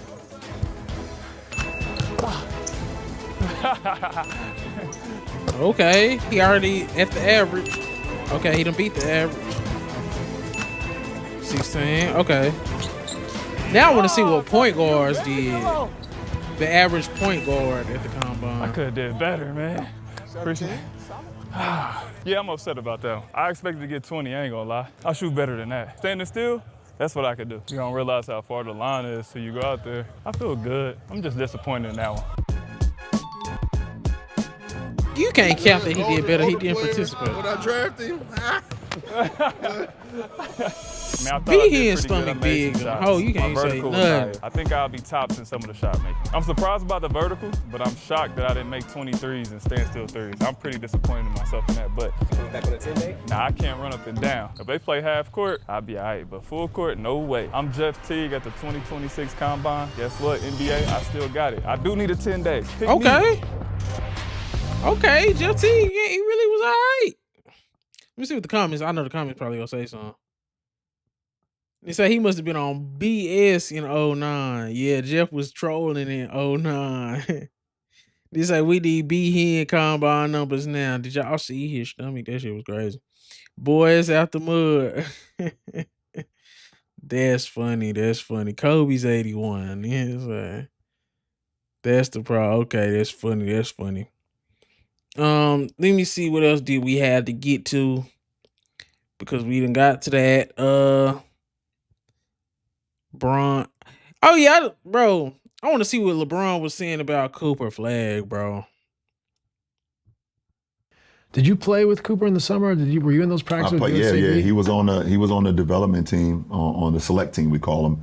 Yeah, and he played extremely well, man. Yeah. I've been watching Cooper for a few years because my son played AAU basketball on the Nike EYBL circuit, Bronny. So, we would be in tournaments either in Peach Jam in Georgia or Kansas City or Dallas or Indianapolis, and Cooper, unlike a lot of kids, he played for his team out of Maine. Right. A lot of these kids are going to recruited, whatever. Him and his brother and a bunch of those guys they grew up with played on I think they were called, I forgot, it was Maine Select or something like that. But and he made them competitive, versus teams that was stacking teams. Yeah. Him and his brother. I thought that was just super cool because that was how I remember me. That's how I was. I played for the Northeast Ohio Shooting Stars. Like me and my guys grew up playing together and happened to play all the best teams in the country. I just thought that was super cool. But he's a big time. I can't stand this dude, bro. I'm telling you. Yeah. Say something about his mentality. What did you notice practicing with him? What did you notice about his mentality? Oh, LeBron, please don't come to Dallas. Please don't come to Dallas. He just made winning. He's a winner. It just seemed like he make winning plays. He just make winning plays. And even at his first year at Duke, just made winning plays. Yeah. And obviously, the fact that he was the freshman and I think he was Player of the Year this year as well, ACC Player of the Year. And I just thought he just played the game the right way. How you will hope that a player that of his caliber just comes to work every day just trying to get better. And I just think he's been getting better and better. That's a great indicator, right, of his success, willing to make small plays that mean a lot to winning. So I would say the one thing for such a prodigious talent that we want to wait and see what happens with is how good is he with the ball, right? He obviously is capable with the ball. We've seen him do a lot of things with the ball, but is he that primary guy? Will he be? But I love to hear that, I don't think he needs to be a primary guy, bro. I love to hear that his mentality is, I'm happy to do whatever if the team needs. Yeah. And he has, and a lot of people, he has the ability to do it at this, especially at this point. Right. And, when you have, the guys that they have, he doesn't have to put too much more pressure on himself. Yeah. He can put the pressure on himself to get better every single day. But as far as, his rookie year or his second year, he doesn't have to put the pressure of making every play. Yeah. He has guys out there that can help him with that. So, I think he could possibly be in a position where he could, build into who he's going to be at his pace and not with the league expect the number one player picked. Where's my 25 a night? Right, exactly. What you should be doing is your number one player. You're number one player out of high school, Right. but maybe that's not my timeline. And I hope he doesn't get pressured by what the narrative timeline is because you're the number one player picked. So what do you think it looks like? I mean, that's a huge thing for him to go to a winning team where the pressure's not on him to score 25 a night from the start. Awesome. Great for his development. But there must be, like you've been in this position, there must be a little bit of a sense of relief on draft night just to get it behind you. Yeah, for sure. Right? You feel that For way? sure. And then, Yeah. what does it look like? Like, what was your mentality after the draft? Because now it's like you've built up to this thing, like you said. They dropped this 16 in the hours ago. driveway, This like they and at must have night, been had. Now this you're in the drafting, you're tub. going to an NBA team, you're moving to a city. What was your mindset like? I mean, obviously you knew you were going to Cleveland early. He knows he's going to Dallas. What was your mindset like of like, this is what this summer looks like? Yeah, it was, You're young guy. Yeah, super young. Yeah. And, Breaking ESPN speculation, LeBron just signed a 2-year, $60 million deal with the Mavericks. My junior and senior year of high school, I had been, I wouldn't say building up to like, after 24 hours, play what about against those Team guys, USA? but But I look at kinda all knew the that, guys who after stepped my up. junior year Good. that I had an opportunity to go straight out of high school. So I was kind of building up, my reps, building up my strength, building up my stamina, things of that nature. And then right after the draft, I was like, okay, just get to work. I knew Summer League was coming up.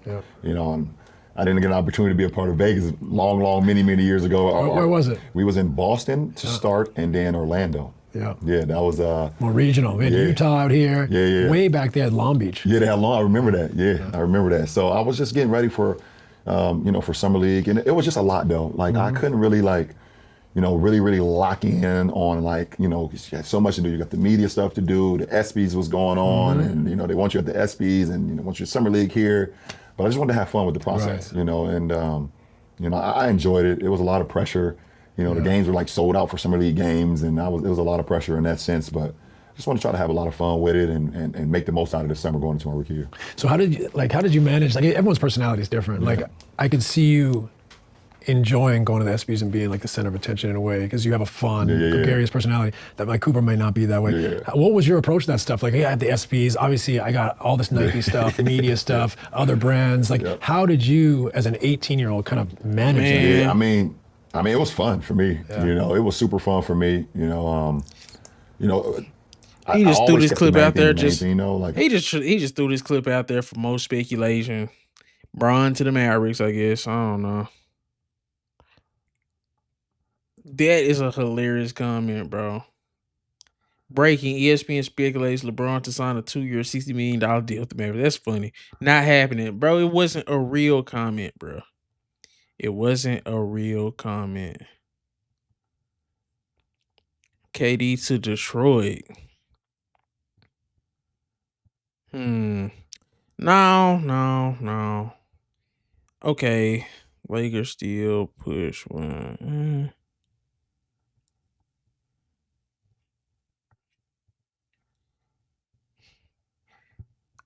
Oh yeah. What else did I have to get to? That boy was over there glazing, bro. What else? I did everything. Oh. That boy, a legend of winning. 2-year, $19 million to Colin Sexton. 4 years, $60. Everybody is acting like the Lakers are cooked. Lo, you better. Let me see what you're on with it, sir.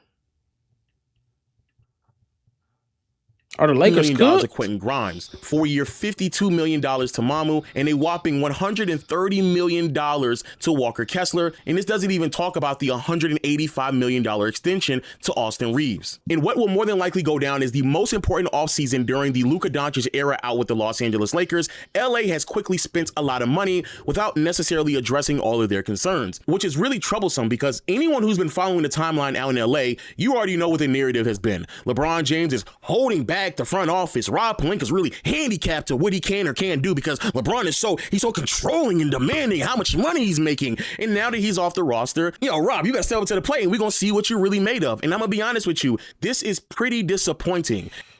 I mean, the only major thing I disagree with is the Sam Dro for Rui. I think I would have re-signed Rui and I would have not even tried to get Mamu. That probably was just somebody that Luka wanted. And then they overpaid for Kessler like a motherfucker. I ain't gonna lie.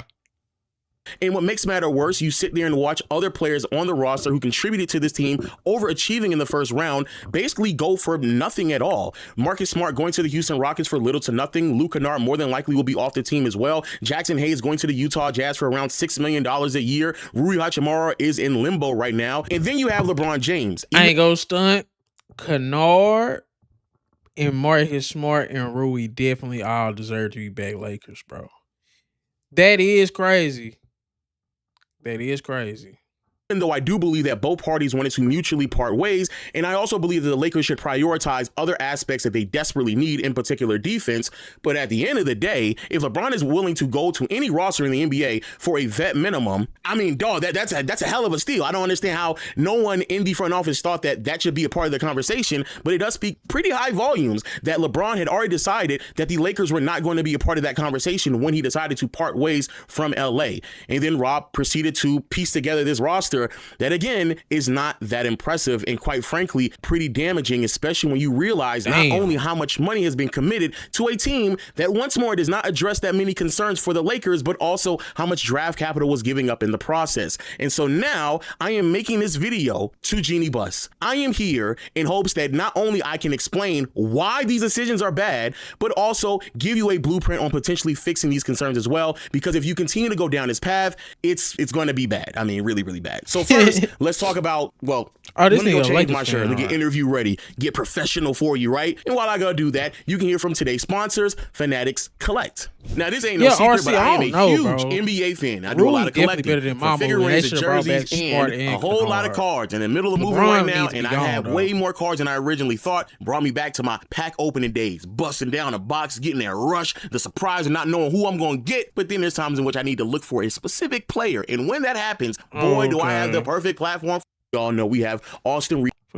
So, Miss Buss, I am now ready. Let's first talk about what exactly we have going into the offseason, because that's very important to acknowledge what exactly we need to build moving forward. First, as we all know, we have Austin Reeves and Luka Doncic, the star duo that we already know us as a front office. We're going to commit to Austin Reeves. The amount of money, who cares? Let's blow through it. After that, we have some younger players on the roster as well. Adu Thero, Bronny James, this year's draft selection, and Cameron Carr, who I do believe will give us some meaningful minutes sooner than later. But the big news and what we really are talking about here is approximately $52 million in cap space, as well as 4 first-round picks. So with that much draft capital and finances, let's now talk about what exactly the Lakers needed to address going into the offseason. In my opinion, the Lakers still needed some young players so they can build and grow upon, backcourt flexibility, reliable three-point shooting, versatile defenders, athleticism, and at the top of the list, a legitimate starting big, which is a huge push for Walker Kessler in the beginning of the offseason. However, in my opinion, this is their first mistake out in LA, because the first priority that the Lakers should have addressed wasn't getting a legitimate center. It should have been creating even more financial flexibility. I know $52 million is a lot of money at your disposal. However, you can have even more, because there's 4 players on the roster that's making roughly $30 million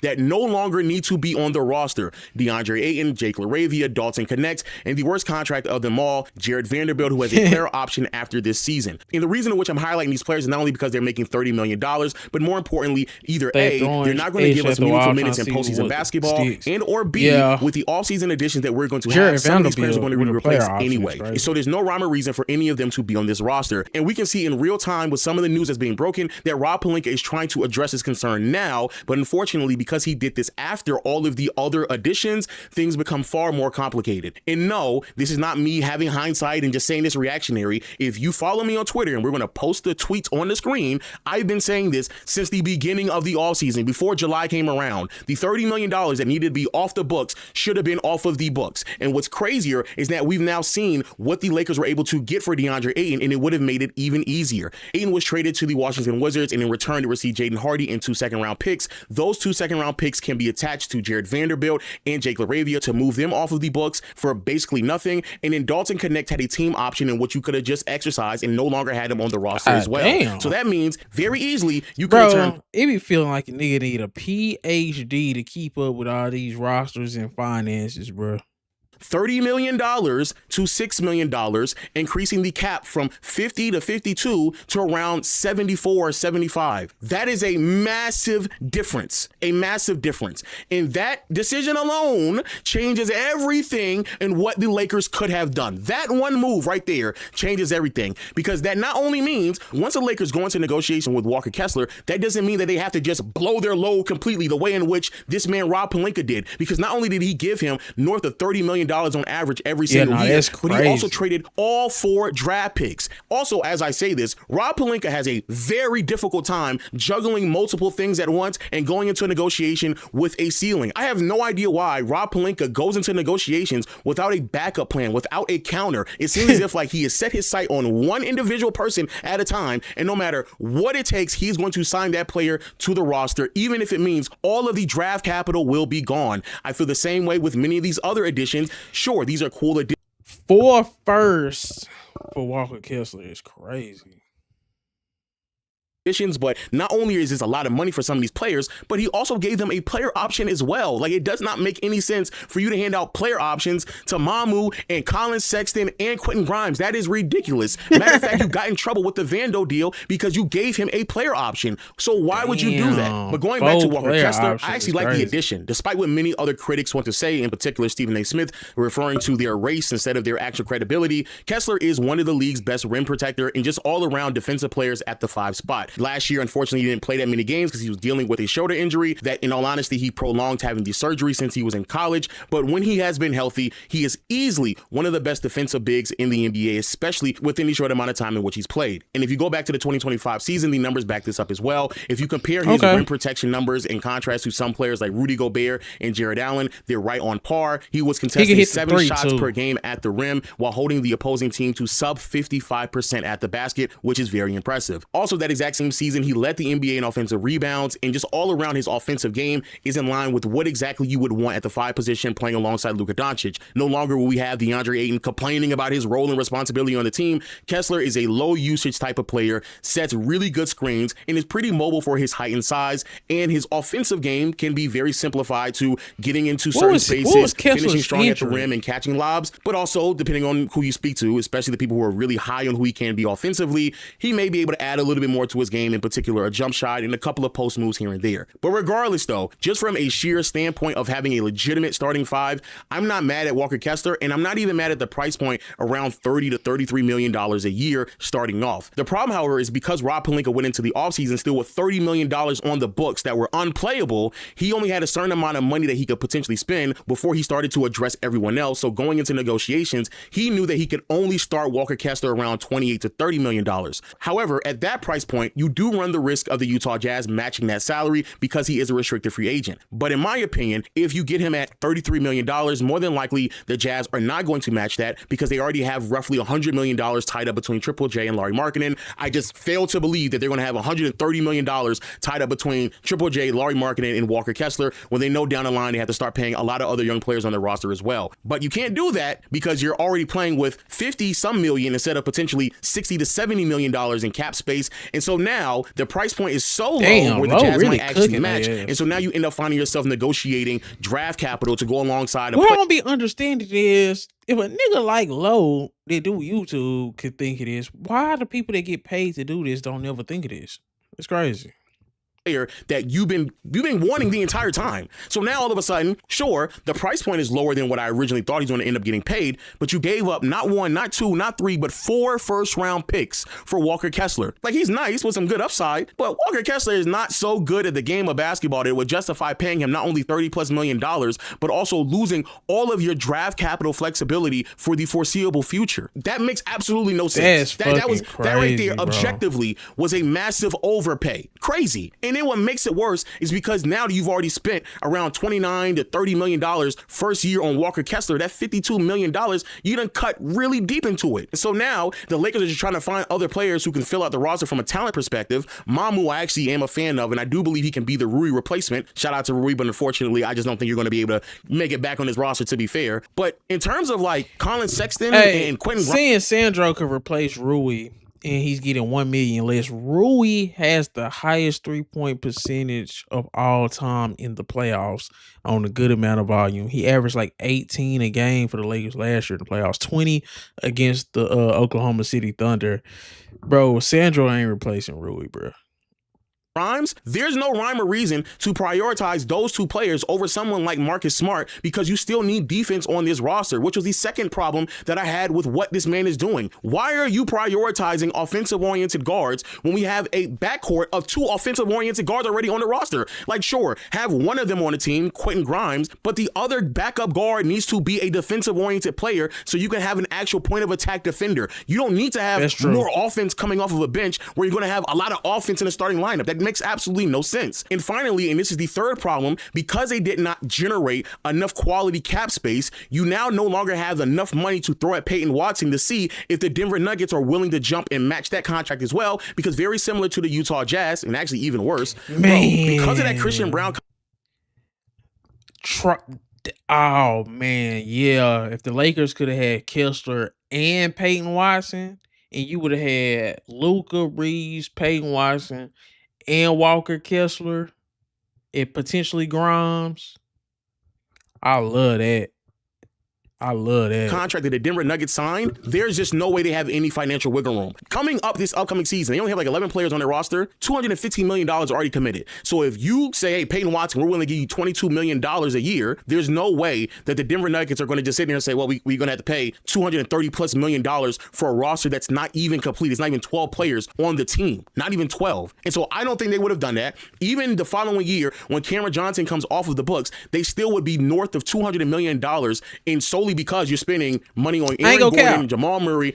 I ain't gonna cap. This nigga Loke is cooking. Nikola Jokic, Christian Brown, and Peyton Watson. You would have had no wiggle room for any bench players at all. So there's a real likelihood that you could have thrown $22 million at Peyton Watson. And realistically speaking, boy, it's out the mud, RC. Walker Kessler is gonna give you about 12 and 10 and 12 and 9 or something. They more than likely would not have matched it. But now what ends up happening is, because you're rushing to try to fill out the roster with some type of talent, now you have 2 backup guards that are more offensive leaning, while you let a defensive-oriented guard walk for nothing. You decided to just kill all of your draft capital flexibility just for one addition in Walker Kessler. You don't have a backup big anymore because they've already traded DeAndre Ayton, and then they let this man Jackson Hayes walk to the Utah Jazz for only $6 million a year. Like, none of this makes any sense at all, and it just feels as if like the Lakers once again went into an offseason without a real plan whatsoever. They had none. And so now, Genie Bus, if it was up to me, there is a very realistic chance that this roster could look at least something like Marcus Smart, Luka Doncic, Austin Reeves, Peyton Watson, Mamu, Walker Kessler, I'm going to say Quentin Grimes, and you potentially even could have brought back Jackson Hayes because he only had $6 million to his name.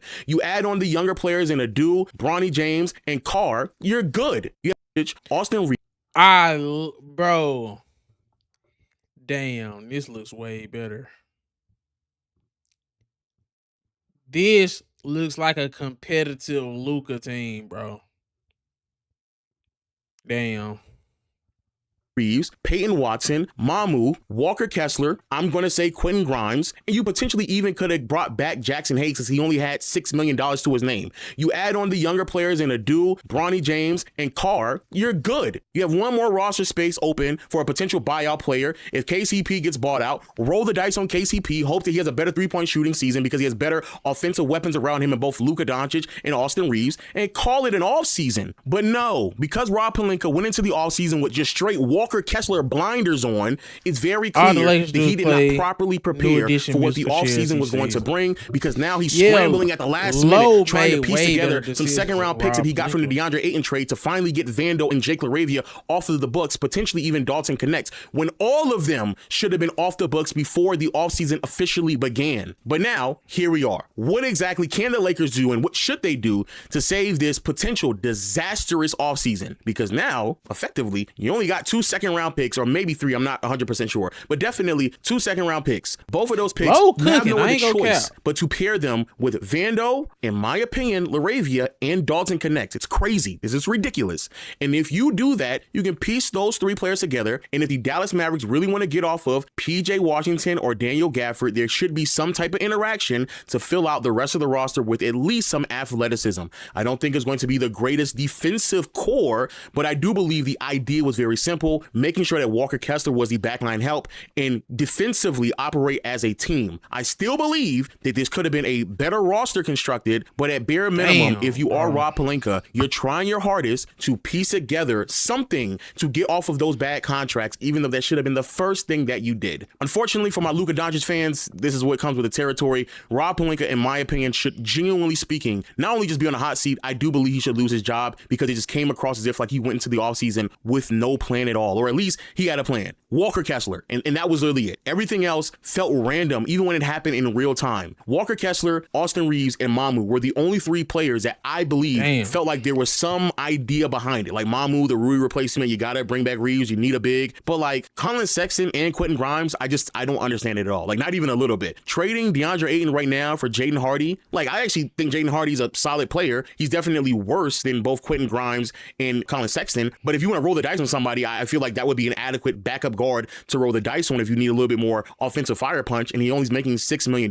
So that's a really good option to just have on your team. And I do believe having players like that on your roster is necessary to function in today's CBA. It's the fact though that he did this after already signing 2 offensive guards. Like I just don't understand it. So we will see what's going to happen. There's some hope. Cross your fingers that Gafford and or PJ Washington can be on the team after piecing together some second rounders. So that could potentially happen. There's also news about Kuminga as well. But I do believe we're kind of getting to the point where it is very obvious that Rob Pelinka went into the offseason with very little of a plan. His whole idea was I have $54 million or $52 million to just to move around with, and I have 4 draft picks to trade, and no matter what's going to happen, I'm going to make sure that Luka Doncic gets a big. And it's like, bro, not even a backup, not even an alternative route. You sat there and watched Nick Claxton go for only 1 draft pick, and you felt like spending 4 on Walker Kessler was more necessary. Like stuff like that, I just don't understand. I don't comprehend, especially when Kessler at the end of the day, at the 5 spot, you just setting the screen and rolling to the basket. I just don't know. So we'll see. I do believe that this offseason it will make or break the future Rob Pelinka, and if it continues to go down his path, there's a possibility, especially because he gave a bunch of contracts with player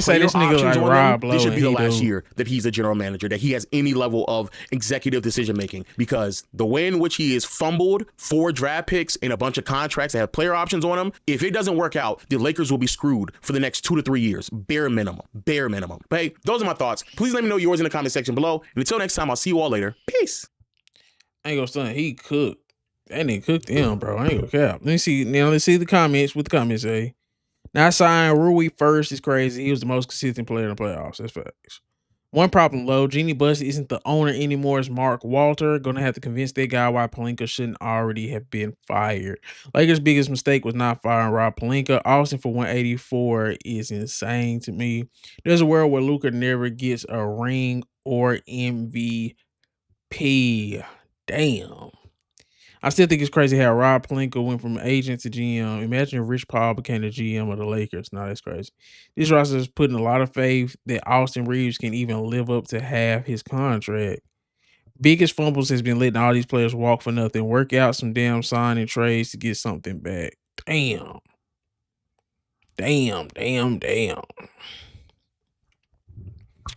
Well, I guess on to some more Summer League news. I did want to show y'all how my boy been cooking.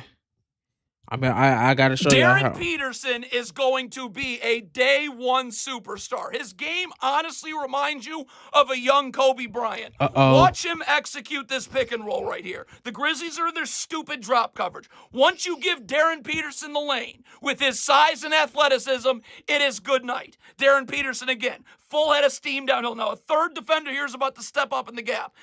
This defender's still trying to get over the top of the screen and square him up one-on-one. So Darren Peterson Peterson knows this. Once this defender steps up and help, I've got this defender. His Oh my momentum's trying to goodness. get back underneath the ball, so I can just spin off him and use my size and athleticism for an easy bucket. And this is where the size and athleticism, he is going to live at the free throw line right here. You have to keep him in front of you. Show your hands, slide your feet. The second you gamble, you are cooked. Because look, you gamble right here, I cross one dribble. That's it. One dribble all the way from there to the cup and a 2-shot foul.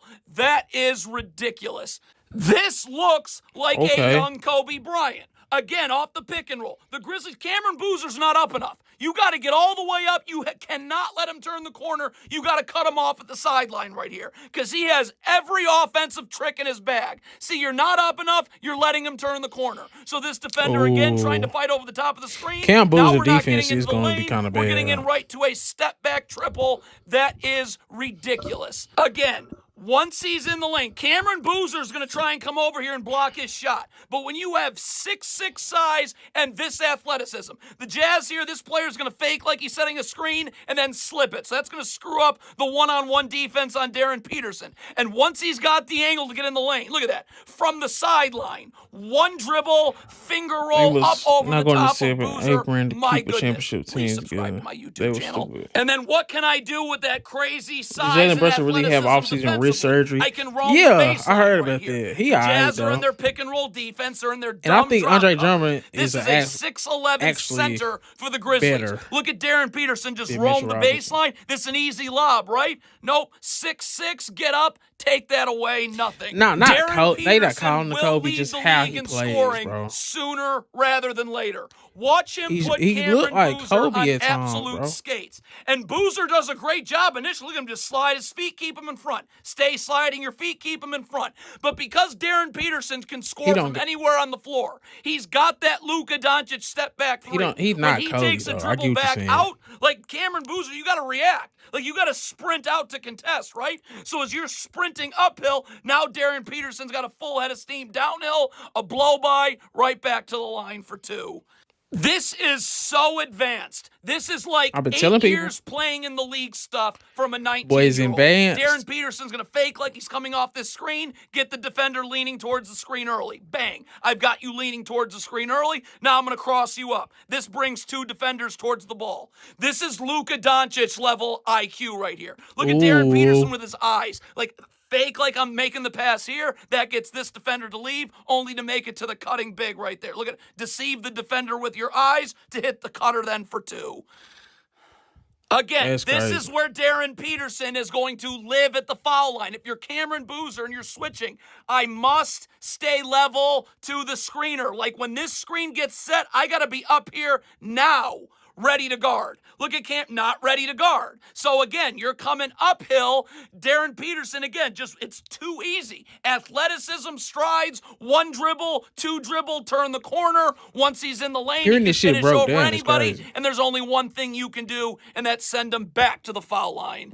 This is just Darren Peterson showing you that whatever offensive skill set you can think of from whatever NBA superstar currently in the league has, Darren Peterson's got it too. Cameron Boozer's again going to be late coming up on this screen, so Darren Peterson can easily turn the corner. Now, it's a bit of a fluky play. A deflection comes right back to Darren Peterson. This defender for Memphis does a phenomenal job. You get him in the air on an up fake, but the lane's about to collapse. Cameron Boozer's coming up. This Grizzlies defender's coming over. So again, what does Darren Peterson do? One dribble right into a step back three. And look at this contest. Look at you finishing oversized on a step back three. That's That Omax, is too. scary stuff. This just shows you the crazy offensive upside Darren Peterson has. Finishing oversized, and watch him just simply dust this defender. That boy is One cold, dribble, bro. 2, 3 dribbles, okay, bang. Simple little in and out dribble gives him the angle. All he needs is an angle, the slightest angle, because again, his athleticism, his strides, you just blow past the defense at that point. And then here comes the center over to try and contest, but it's 6'6", easy finish over you. There just is simply no ceiling you can put on Darren Peterson's game. Now, the Grizzlies are going to switch this screen and then switch it back. Defensively, look at this. You open up just a little bit and give him the angle. This defender's still in front of the ball, but this is where 6'6", The fact he got athleticism- a breakdown all these things that he's doing at 19 years old from a guard perspective is like crazy. He's so advanced. He's so polished, bro. And the dude is still a teenager. People act like he ain't got his high ceiling as AJ, and that's fucking ridiculous to me. Look at him just glide right past that defender right there. This collapses everybody, and then when that happens, shooters galore. Again, this looks like a young Kobe Bryant, someone who can be the best offensive player in the league. This Jazz player is going to fake like he's going to set a screen again and slip it. So what does that do? Bang. That gives Darren Peterson the angle to get in the lane. Now this defender is going to come all the way up and help. So, but again, Darren Peterson, this defender's got to still try and square him up and get back over the top. So when he sees this defender stepping up to help, bang, you're scrambling to get back over here. I'm going to spin off you, lower my shoulder into you, and finish right over the top. Wow. It is just not normal to have this kind of offensive game at 19 years old. The Grizzlies do a perfect job guarding this ball screen. They get up enough. They don't let Darren Peterson turn the corner. They push him out to half court. So right now we're back to one-on-one. You have to just slide your feet. If he catches you leaving your feet like that, oops, now one little hard jab step gets you backpedaling one step, and that allows him to just finish right over the top for 3. Damn, bro. Let's look at the comments. Bro, Darren Peterson go. He's extremely smart at using contact on defenders to create open shots. Crazy how he's at that level at his age. That's what I've been telling people this whole time. All that. Also love that he doesn't flop at all. I'll watch any and all Darren Peterson content. I know it's only been 2 summer league games, but I gotta be honest. The Kobe comps are starting to look pretty justified. 25 and 12 with 2 steals is just bananas even for a summer league game. So he gonna be rookie of the year. I think Cam Boozer gonna be rookie of the year, bro. The only thing is, it's like, bro, you can't ignore what this dude is doing, RC, bro. What he doing is absolutely crazy. It's so advanced. He 19, bro, and he's already an all-star level player. It's like when Kyrie was at Duke. It's like this guy is so advanced. He's walking in at an all-star level offensively. Darren Peterson is at an all-star level offensively already, bro. And that's just, it is what it is, bro. He already ready offensively. Okay. Everybody saying he don't play like Ricky too. What else did we have? I'm trying to see what else going on in the league, bro. I kind of got to everything.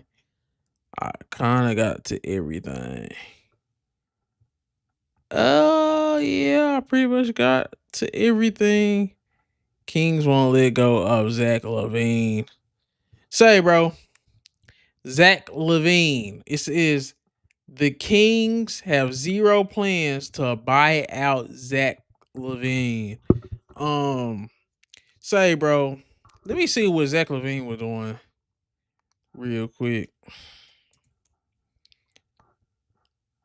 So, Zach LaVine last year was 19 points on 48 from the field, 39 from 3.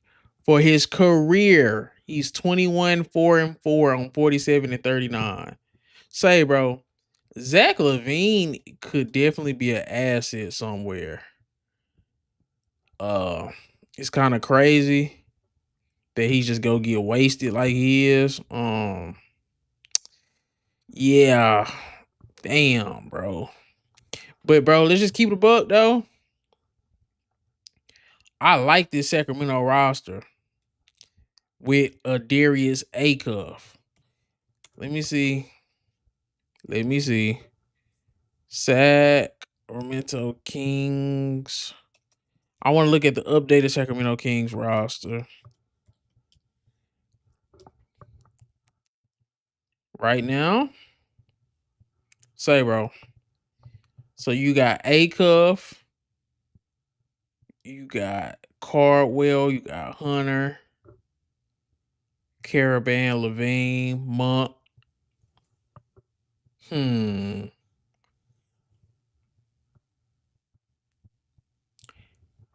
RC, you ain't know Jalen Brown was on Philly? You know that? Maxime Reynard. I like this team, bro. Domantas Sabonis. Oof. I low-key think with Darius Acuff at the helm, I think they gonna be fun to watch. But let's get back to this real quick. It says Zach LaVine, 0. Yeah. I do want to see what is the talking points on Zach LaVine.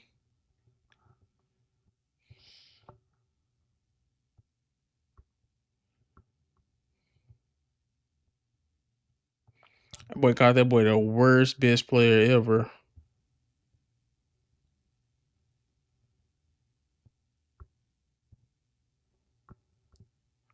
He's not even getting no coverage. Man, okay, wait, hold on.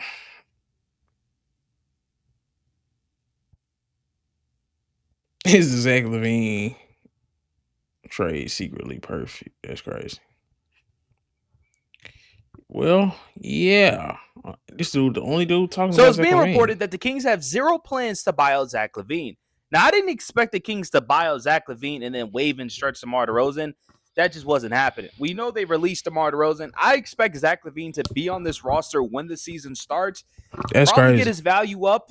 He's going to play a lot, right? And then probably try to trade him at the trade deadline. I think that's the expectations, which is kind of crazy to me because Zach LaVine, to me, is a top 10 shooting guard in this league. When this dude is healthy, he can give you 23 points a night easily. He's a bucket getter. He can create his own shot. And not only that, he's on an expiring contract. So when everybody says, oh, he's on a big contract, we're not willing to take on that, he's on expiring. So why is no team willing to trade for Zach LaVine?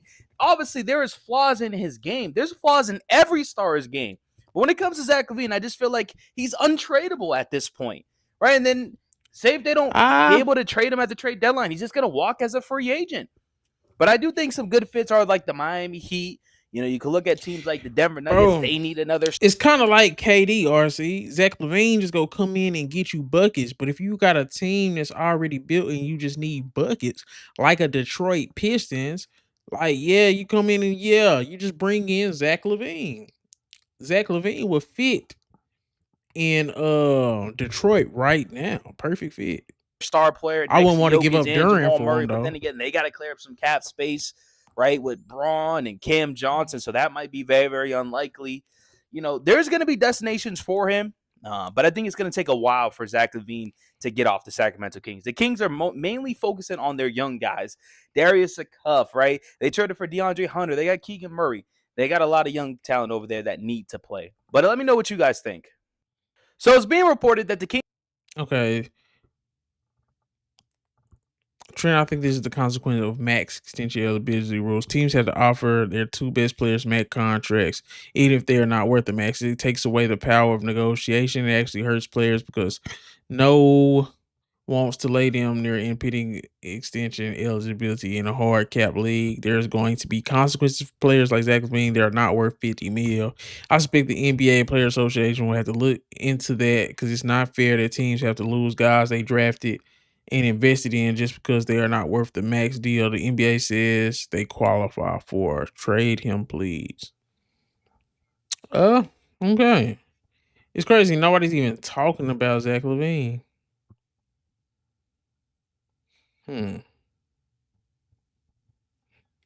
Well, there's that. What we're talking about.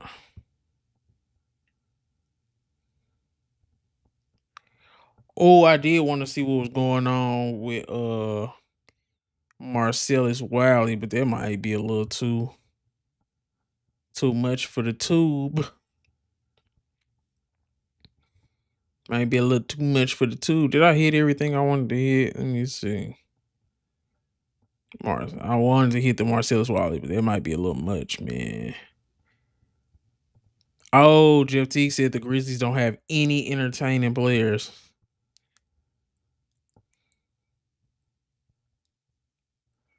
Come on, bro. Yeah, Canada got a squad for sure. Ban Man. Jamaica. Jamaica, we got a bobsled team. Yeah, they better bring all them out there next time they play Canada, boy. Belt to ass for sure. Shout out to Joker, man. He went crazy against boxing. Triple double, 20, 11, and 10. It's a good pass here, Mook. Dime. Dot, baby. What about okay. Another one. That boy Jokic passing is fucking crazy. You make the right play damn near every time. Yeah, bro. That's what Ben Simmons gonna do. Yeah, that's crazy. Wow, we went to Ben Simmons after the Joker highlights. It's crazy. That's what Rich Paul wanted him to do, bro. We all want him to. It probably ain't gonna happen. Oh yeah. They be playing for real out there.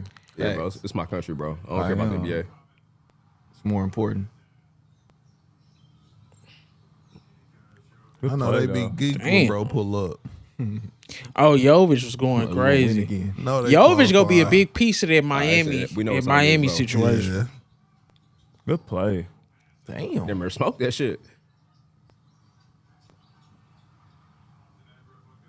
His touch, he got a good touch, bro. Like all them little flip shots. Yeah. He don't miss them shits. Okay. Damn. Who's that? Bounce. For sure, man.